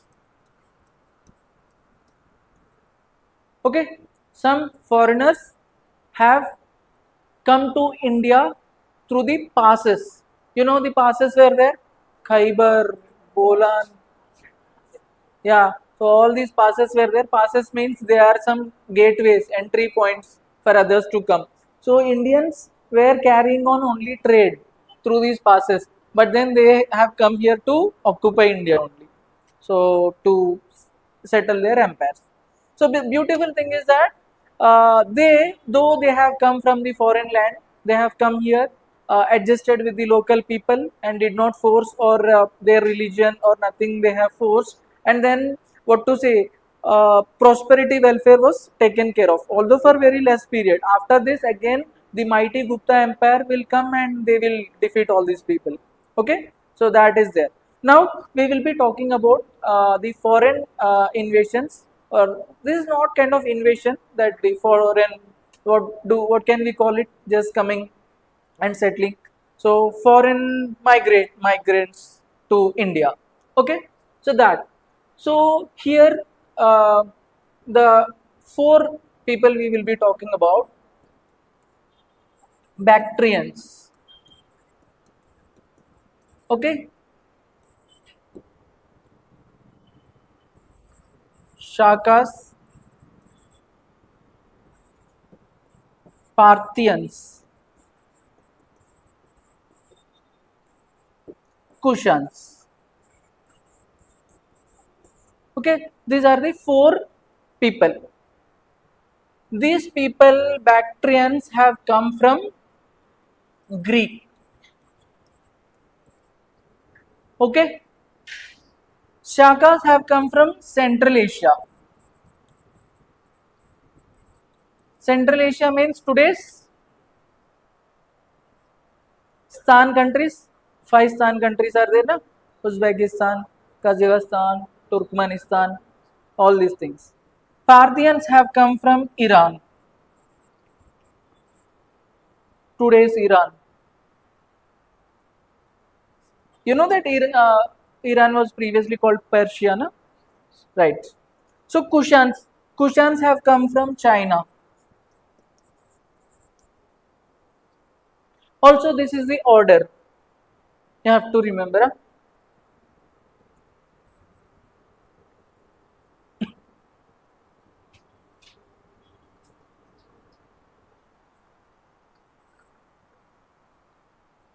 Okay.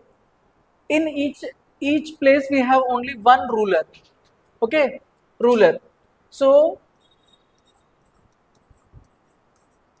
Meander is very important person. Okay, in the Bactrians or Indo Greeks. Okay, Bactrians or Indo Greeks. Shakas में the important ruler is Rudradaman. Rudradaman. Parthians Gundo Furnace.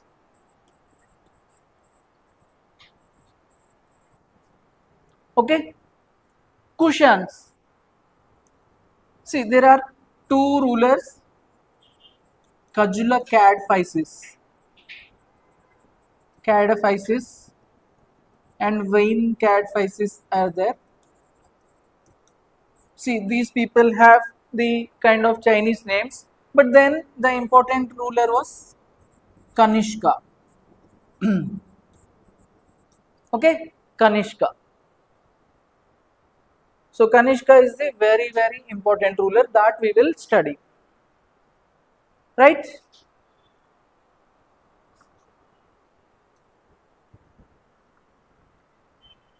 Also, we need to remember one unique feature about each of them.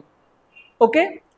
So Bactrians, see, all of them are in the Western India. Okay, so they did not come to like southern part and all. So maximum up to UP, Western UP, and Rajasthan, Gujarat regions only. Okay, so Bactrians, Meander. The important point is that so this Meander had come to India. He converted himself to Buddhism. Okay, now there is a young Buddhist monk by name Nagasena. Okay, Nagasena. So this meander was asking lot of questions to Nagasena about the Buddhism. So like how it would be there, what are the consequences, all this debate is going on, and his questions and his answers are there. So this guy Nagasena, who has who is a versatile at all the three Tripitakas, okay, he knows every answers. So this question and answers of this Nagasena and Meander are in a book called Milind Panho. Okay, so Milind Panho is an important text that gives us the glimpse of Buddhism. Okay, right.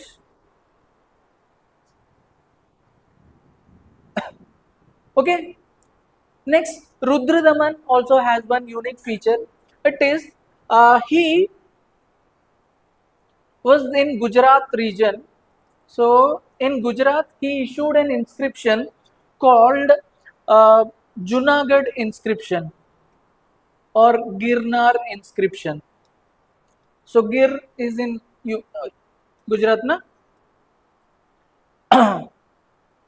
You know, this Junagadh inscription specialty is that this is the first inscription in Sanskrit in whole India.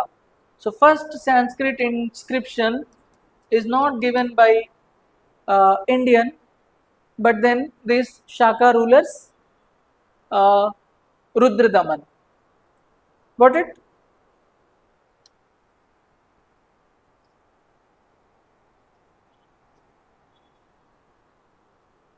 Okay. This Gundo furnace, he has given one inscription called Takht-i Bahi inscription. Okay, this Takthi Bahi inscription, uh, what it tells is that this Gundu furnace was converted into some Christianity. So it gives, actually, this Gundu furnace, they are referring to him as Saint Thomas. Okay, right. Now, this is a very important part for our discussion, Kushans, which we will discuss now. So, about, okay, these are clear now? Bactrians, Shakas, Parthians, and Kushans. Where they came from? Important ruler and one unique feature.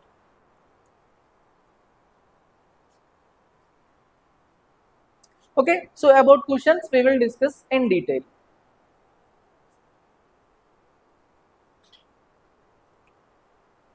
Right.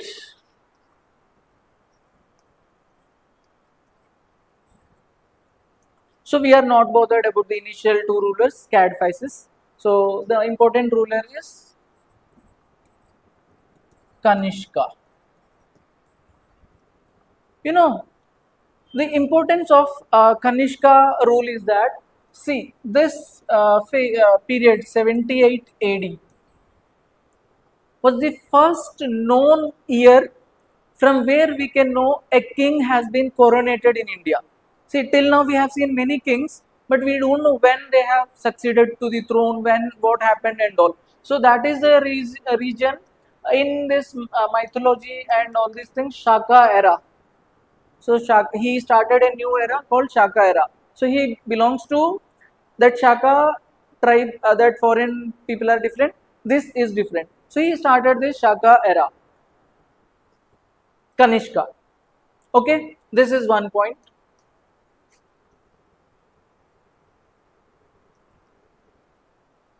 Okay.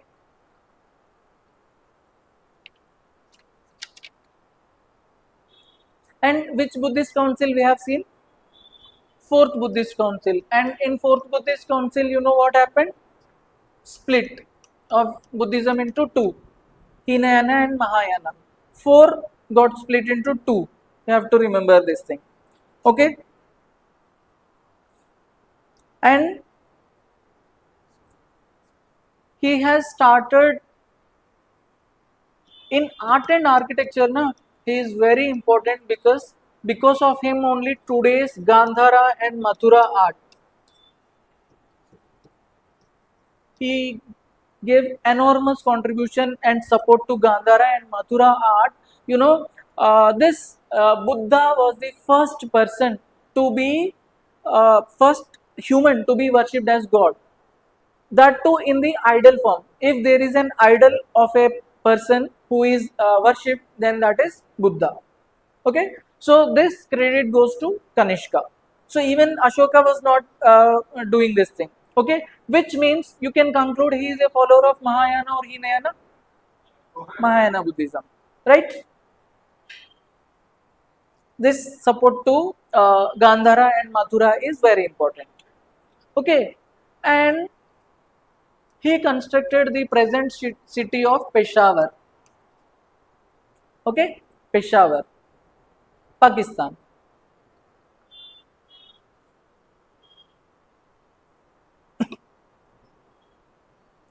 Okay, so after Kanishka, these people have started the title Devaputra, the Kushans, Devputra. Okay,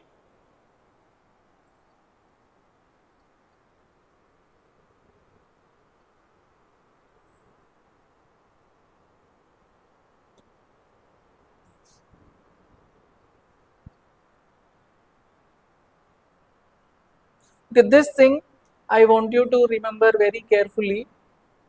There are two important uh, personalities during the Kanishka. So Kanishka's Rajvaid, mean Kotian Charka is known for Charka Samhita is medicine, na?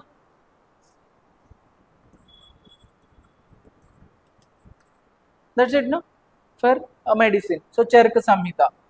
So he was in the court of Kanishka, who has written Charka Samhita Charak. We South Indians called Charka and North guys called Charak, right? Okay. Here also we have this Ashwagosha during this period. So Ashwagosha is very important. He has written the autobiography of Buddha, Buddha Charita,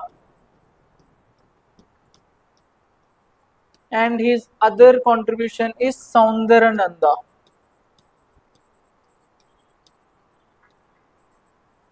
Okay.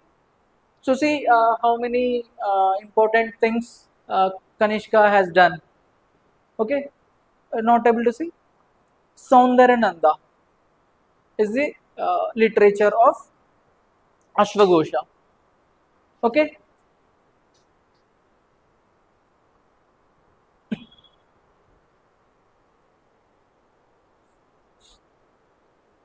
Right.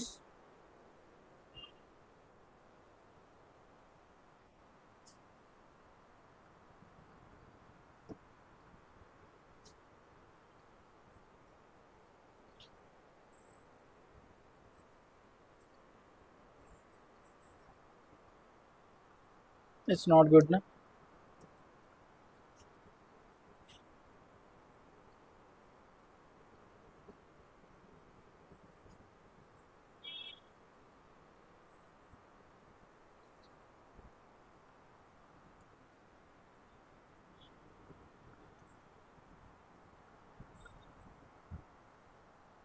You know, we have this flag code of India 2002. If you distort the map of India or flag, then you can be punished and kept in jail.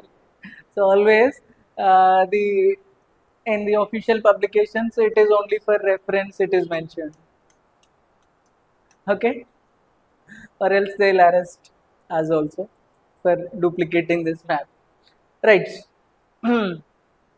So now in the northern region, we have discussed all these people. So who are they? Bactrians, Shakas, hmm? Parthians, Kushans, right? So then what is there in the South Indian region? You have to know. So in Odisha region we have Kalinga, okay, under the king Kharvela. So he was a follower of Jainism. Okay, Jainism. In this region, we have a new kingdom which has taken birth, Satavahanas. So Satavahanas, the founder is Srimuka, and then Gautami Putra Shatakarni is the important person that we will see. Satavahanas were defeated by Ikshvakus. Okay. Now, this south region is very important. Okay. It is here Pandyas, Cholas, Cheras in Kerala. Okay. Huh? Pallavas. Yeah, I'll tell. So, the thing is that these three combined actually under the Pandyas, the Sangam age. See, Sangam is not a dynasty. Sangam is nothing but a congregation or a group of poets. Okay. So, these Pandyas have encouraged, so Pandyas located in Madurai, they have encouraged these poets. Uh, See, these three people, Pandyas, Cholas, Cheras, were continuously fighting. So, because of fighting, these people have lot to write. So that is the reason Sangam age poetry is made of mostly love and war. So love, the fairy tales, imaginations and all the other, and love. Sorry, and war. So these Pandyas, Cholas, Cheras. Okay, here I want to tell you one thing. These Cholas who are in this period. See, we are at nearly 1 AD. Okay, so 1 AD, 100 AD before. But then the actual Cholas which we read in like Rajendra Chola, Rajaraja Chola, they are there in 900 and 1000 AD. So what happened is that this initial Cholas, the important person here is Karikala Chola. So these Cholas were defeated by the Pandyas. Okay, and then these Cholas were maintained somewhat subordinates to Pandyas. Okay, that is the reason Cholas, though at this point of time they owned some territory, but then lost it, and after some 600-700 years later, under Vijayalaya Chola, so Vijayalaya Chola itself revived this back, and again after 600 years we come back to the other Cholas 2.0. Okay, that we call them the imperial Cholas. Okay, so this Cholas you have to remember here just very limited way. Not much information is there. So Pandyas, Cholas, Cheras, these are the people. Now we will see a small details about them. Okay, this is the chart of after the post-Mauryan age and before Guptan age. In this 100 years, see, this is the time we have come to first time to in this chapter only we have come to AD. Okay, AD. Till before this everything was BC BC. Okay, this is what. Okay, so Pandyas, Cholas, Cheras. Okay, the Pandyas capital and port city is important. Madurai. Okay, Madurai is the capital of Pandyas. Cholas, Urayur. Cheras, Vanji. Okay, ports, important port of Pandya is Korkai. Korkai. Kaveri Pattanam,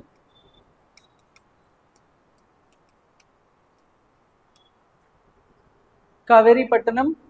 Also in Tamil it is called Puhar. Okay. Chera Sport, you know. Mujiris.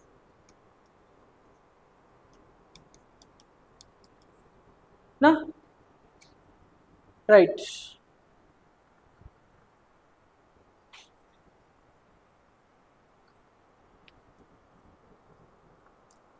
Okay. How will you remember?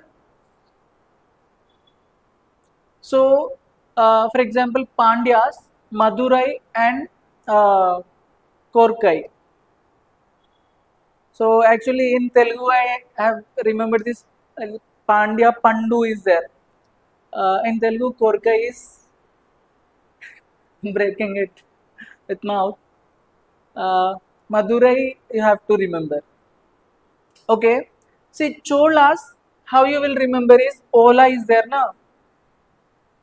With Ola, you went to Puru is a village, Pattanam is a town.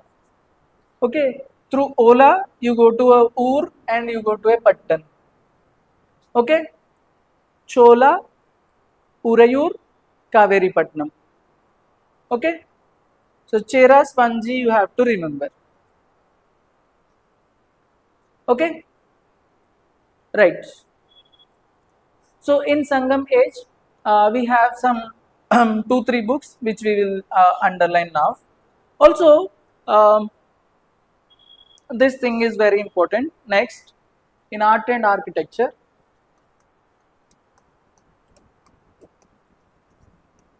So the difference, 3 schools of art and architecture are given in your book, which is uh, Gandhara, Gandhara school, Mathura school, and Amaravati. Okay, so all these 3 are Buddhist schools only. Okay, not okay. I'll tell you. You have to know the difference between these 3.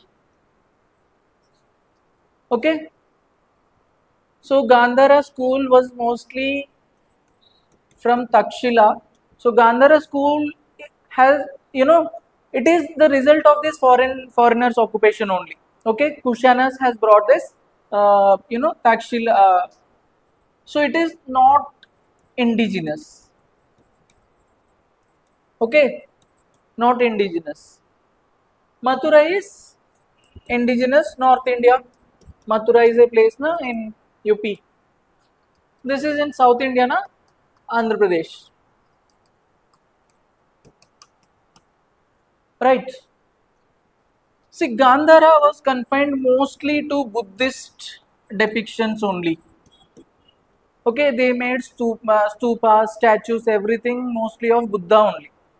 But here you will find both Buddhism plus Jains plus uh, later developed Hinduism or till then Vedic idols and all.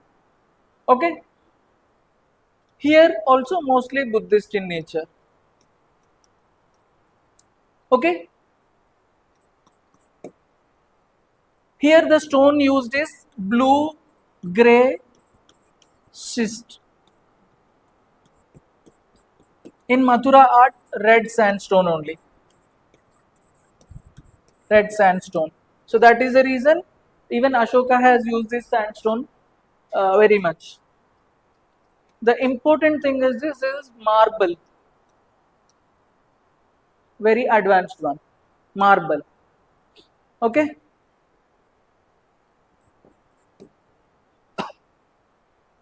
Here Buddha is depicted in a very sophisticated way, which means Buddha is depicted like each and every element is taken care of. His mustache, cheeks, the hair, this turban, the drapery, okay, the standing posture, the meditation poses, everything are taken care of in a very very delicate, sophisticated way.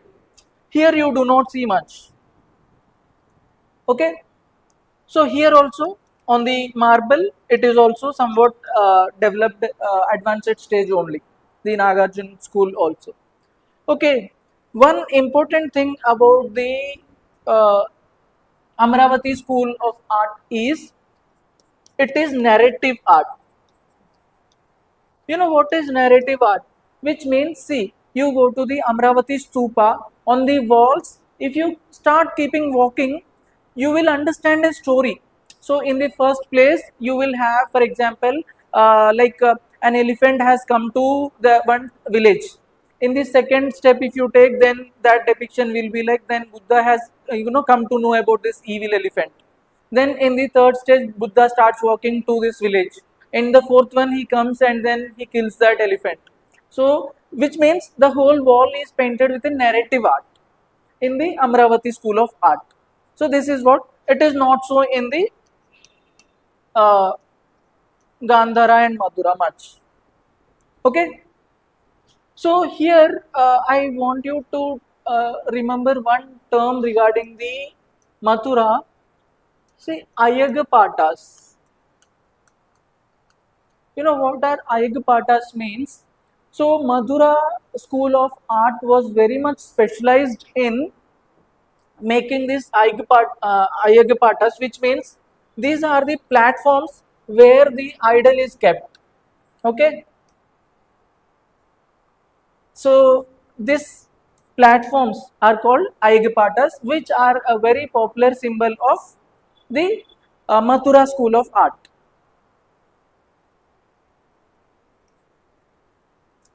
That's it.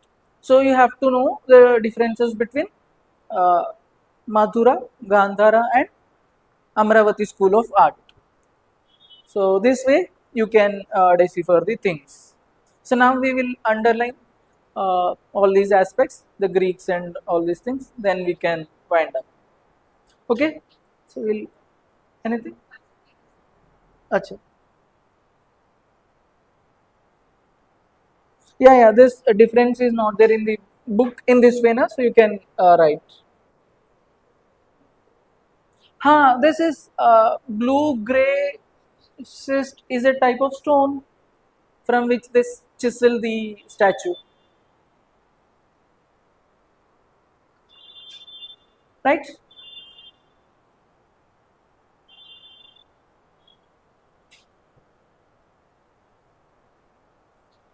So we'll go to the. So these are done now. Everything. That's it. If we underline, then we can post-Mauryan.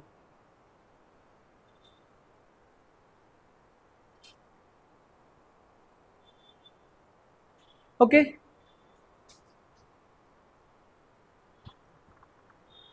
So the foreigners. So I've used this code to remember GSPK. So Greeks, Shakas, Pahallavas, Parthians, or Kushans.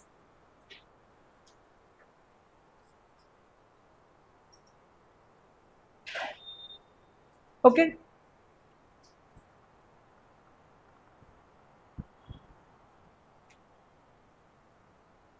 So you have to remember this term in 82 page number. Indo Greeks are known as Yavanas. Yavanas. Right? So the Yavanas are the people of Indo Greeks. You will remember. Ah. So in the first one, in the Shunga, this is regarding Shunga we are talking about now. So this Pushyamitra Shunga has come in contact with this Demetrius. They have a conflict, but we are not worried about that. But then here a name of an inscription is given. Please see now. Base Nagar inscription. So Base Nagar inscription, Heliodorus.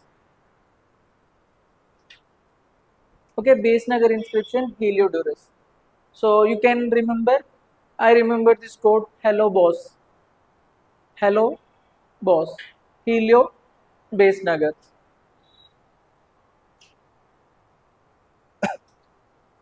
Okay, so this is according to this inscription, this Demetrius was a follower of Lord Krishna.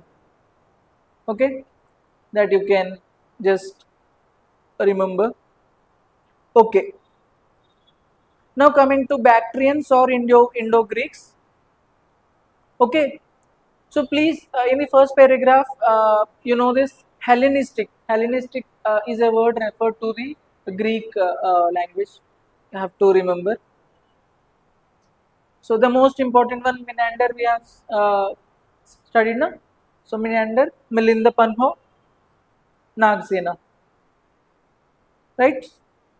This philosophical text, right? Shakas, Central Asia, Scythians, you have to underline. So the Shakas में Rudradaman is important. So again Rudradaman, that Girnar or Junagadh inscription, and first Sanskrit.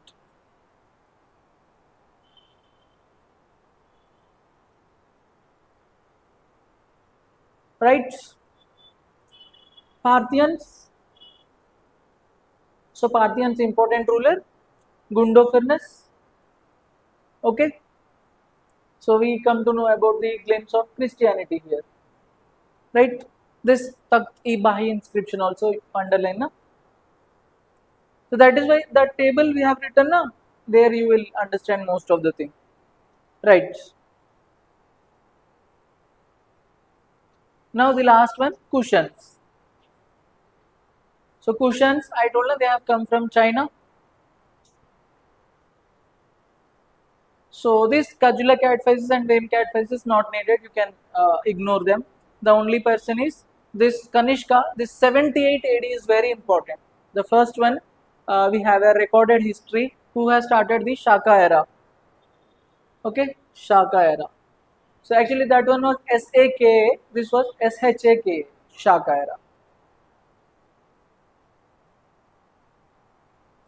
era. This is very important. In the first paragraph, you see the political significance of Kanishka rule is that he integrated Central Asia and India as a single entity. So, which means like in Northern India and Central Asia, that region was a single entity at that point of time. Okay. So, Buddhist Council, Kundalvana. So, Kundalvana is in Kashmir. Na? So, you remember all the four Buddhist council places? Ravi Pakana, the code is Rafar, Rajgir, Vaishali, Kundalwan or Kashmir. Right. So Hinayana, Mahayana, he built the city of Purushpura or Peshawar. So all these things, Madura and Gandhara schools we have discussed very nicely. Okay, Kanishka, Kushan polity and administration. So we have Mahakshatrapa. So Kshatrapa is a military governor. So just underline na. Kshatrapa. So page number 84, Mahakshatrapa, military guy.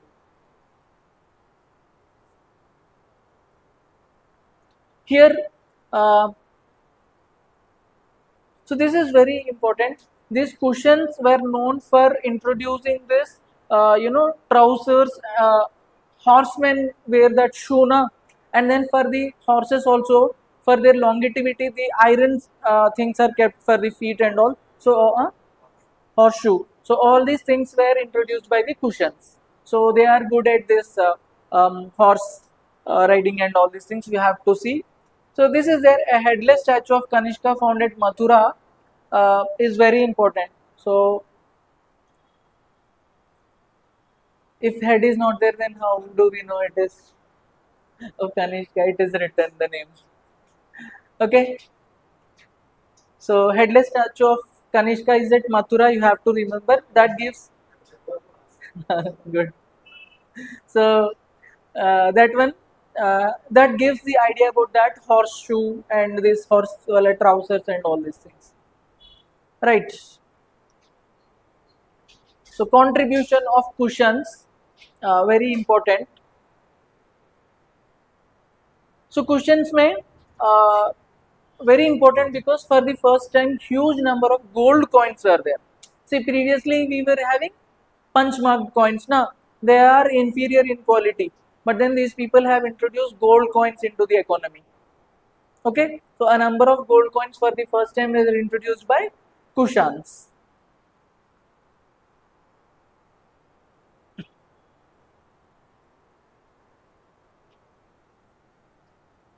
Okay, again two people, Charak and Ashwagosha, we have remembered. Okay, so I remembered Acha, like Ashwagosha and Charak, like Kanishka is a good guy, so Acha I have remembered. Ashwagosha and Charak.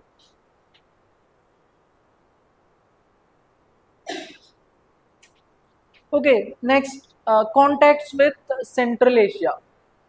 Okay, so due to the contacts with Central Asia, na, so four things have come up. You have to remember. First thing is Gandhara art. Second is horoscope. The concept of horoscope and all this came from Central Asia only. Third is astronomy. So we learned astronomy from Central Asia. Fourth is rulers' faces on the coins for the first time were introduced during the Kushana period, in this Central Asia. So this is very important. You can use the code GHAR, Ghar, G for Gandhara, H for horoscope, A for astronomy. Astronomy.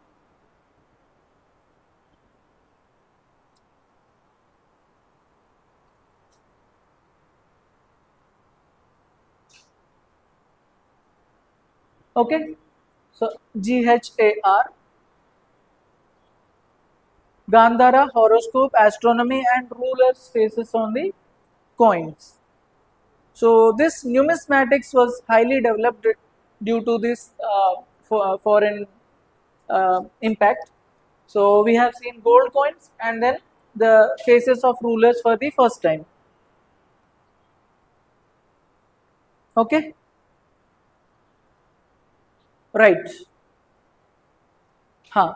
This is very next. We have discussed now after we have drew the map and then discussed who is where. So in the Odisha region at this time the Kalinga Empire was there.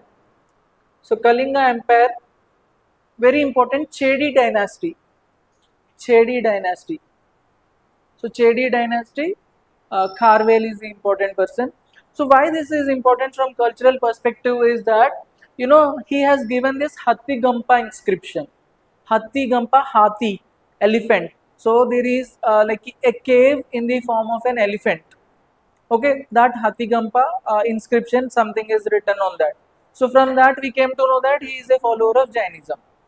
Okay, so now Hathigampa inscription is in Odisha. It is given by the ruler Kharvel who belongs to Chedi dynasty. Okay, so Hathigampa, Udaygiri Hills actually. This is very important. Udaygiri Hills also. So Hathi Jai. Got it? Hathigampa inscription, Jainism. Done. Satvahanas. So regarding Satvahanas, nothing much is given. See, I have told you in the first day only that once in 4-5 years they give a question from like these Kanvas or Satvahanas or these kind of people once in a while. So at that point of time, that was the pattern followed when all the questions, when other questions in polity, economy, they were given easy and history was made very tough. So it was like taking risk you can avoid. But now they are not giving, so you can read whatever is there here only. Okay, so Satvahana is okay. Okay, Satvahana polity mein there are some very important things. Please underline. They are called aharas. Aharas. So aharas. That is why Satavahanas were the first people who have given land free grants to both Buddhist and Brahmins. This Brahmins land which was given, this aharas which are given to Brahmins are called agraharas, right? Agrahara is nothing but the term which was used by this Satavahana rulers.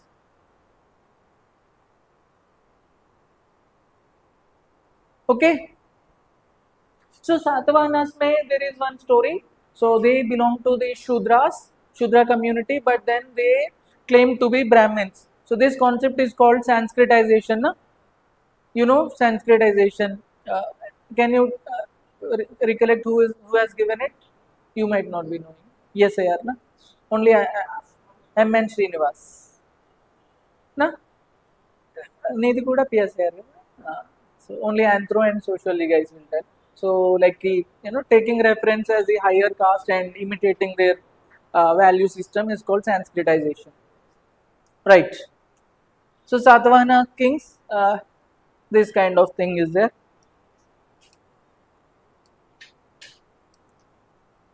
Then, I told like internal and external trade routes.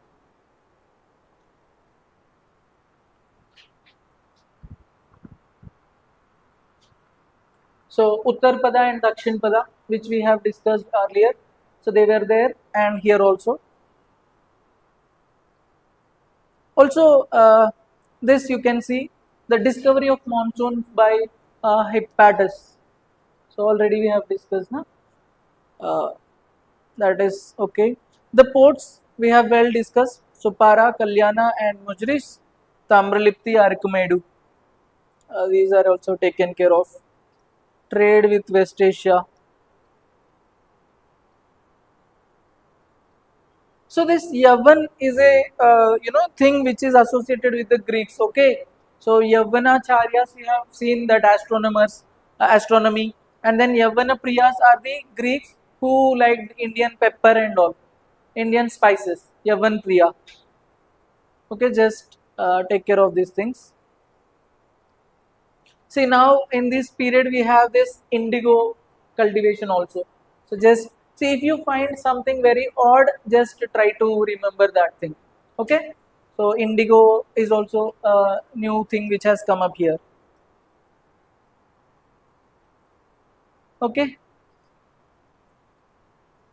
See what we have sent to Rome is we have sent very good things, spices, pearls, sapphire, turquoise, all these things we were sending, and then see what Romans are exporting to India: wine, slave girls, corals, and all these things. Okay.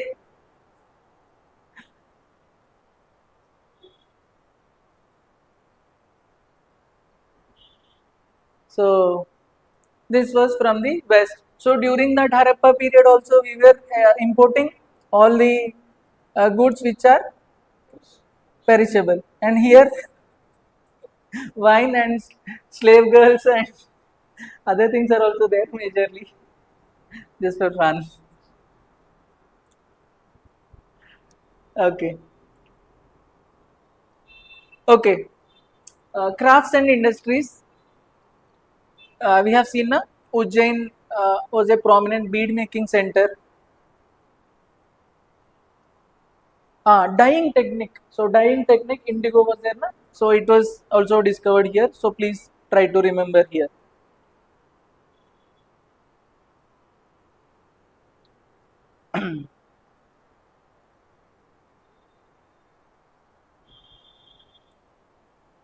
Okay. So this also we have discussed guilds. So the static one is called Shreni, and then the head is Sreshti. Okay. Guilds. Guilds are the trader or merchants association.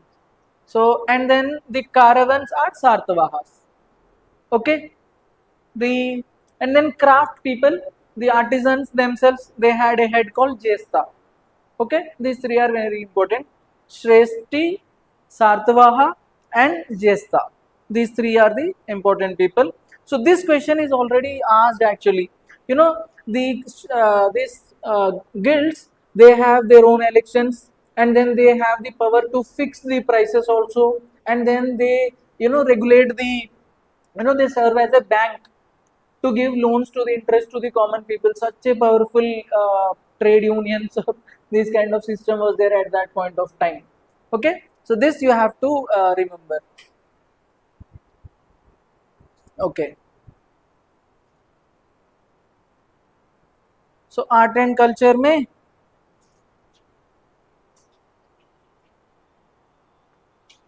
right. So stupas. mm, So stupa, I have told you na, stupa is the place where the relics of the Buddha or the Buddhist monks was kept, and this circular thing was made. So that circumambulation, which means we have this pradakshin pada and all, you can see the dome and upar se chhatri, all these things. So those things they are not asking enough. You need not. Yeah.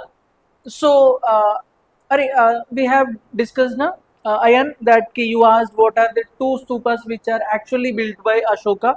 So, Barhat and Sanchi.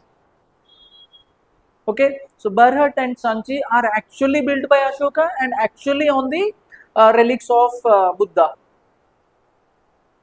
Okay, so recently in 2025 and even in 26, there was a current affair also. These relics which India was having now, so these relics were taken to all the countries. If you follow newspaper, you must be knowing, to Sri Lanka, to Cambodia, Vietnam, all these regions. They are taking for cultural I mean, diplomacy. Okay, so all these things were happening. You have to this is there. So Barhat and Sanchi are very important because these are by Ashoka himself on the actual remains of Buddha. Then after that Amravati, Nagarjuna. So okay, this is the stupa. If you can, Sanchi stupa. Okay. So here also in Telangana there is a place Nagarjun Konda. So if these things you can really see in there. It is just 2 hours from Hyderabad. 2.5 hours may you can reach there. So you'll get a like I also I thought do these things really exist now also. But then after I go there, whatever we see in the books, it is actually there. So see these stupas which are constructed in first AD and all after these many years also are there. Okay, so we have seen this now rock cut architecture, Chaitya and Vihara. Chaitya and Vihara. For Jainism, we have discussed Chaitya and Vihara. The other, Stanakas and Basadis. Basadis and Stanakas are for Jainism. This is for Buddhism. Yeah, this is just an objective examination. If you remember partially, also it works. Right. So, school of sculpture, we have seen Mathura. So, I have told this Aigpatas. So, Aigpatas, here you can see. Okay, this is the platform. Okay, this is Aigpata, which is common in Mathura School of Art. So, Gandhara School, you can know this blue grey schist, all these things, narrative art, white marble. They have taken care of everything, no? Okay, huh. So, these megalithic cultures are somewhat. So they gave just a glimpse of the Tamil culture. So this you can know that megalithic culture is from Tamil Nadu. Okay, here megalithic culture may one important feature you have to remember. Megaliths mean they are a hero stones. Hero stones, which means for the warriors their life. So for that, as a symbolic, we have this megalith stones in Tamil Nadu region. Virugal. Okay, hero stones.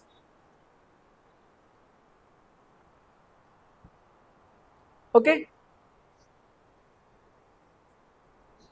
that's it. Uh,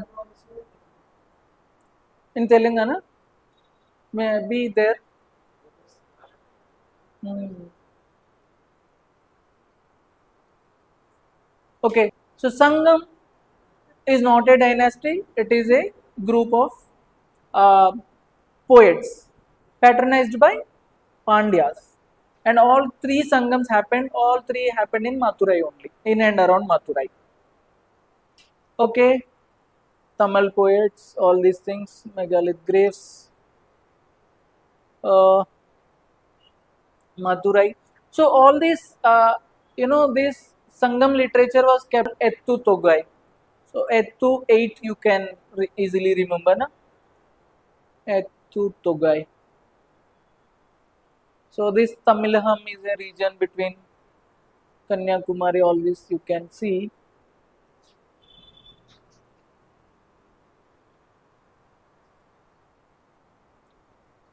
See the frequent conflicts between Cheras, Cholas, Pandyas, it gave scope for Sangam poets to compose lot of poems. Okay. So in the Tamil society, na, please underline one thing, Sati, this Tippayadal. So this Tippayadal refers to the system of Sati being prevailed in Tamil region. Okay.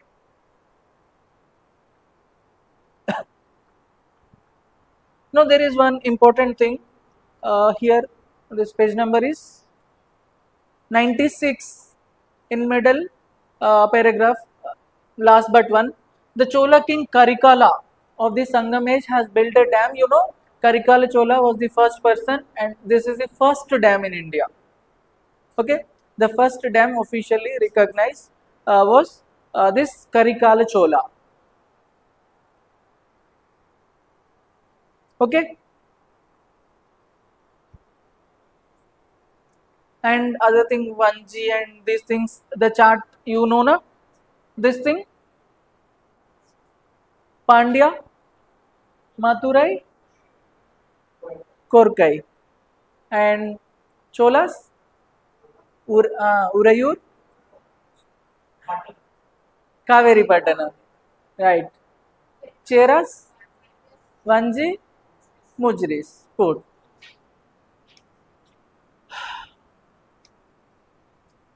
That's it for the day. We are done.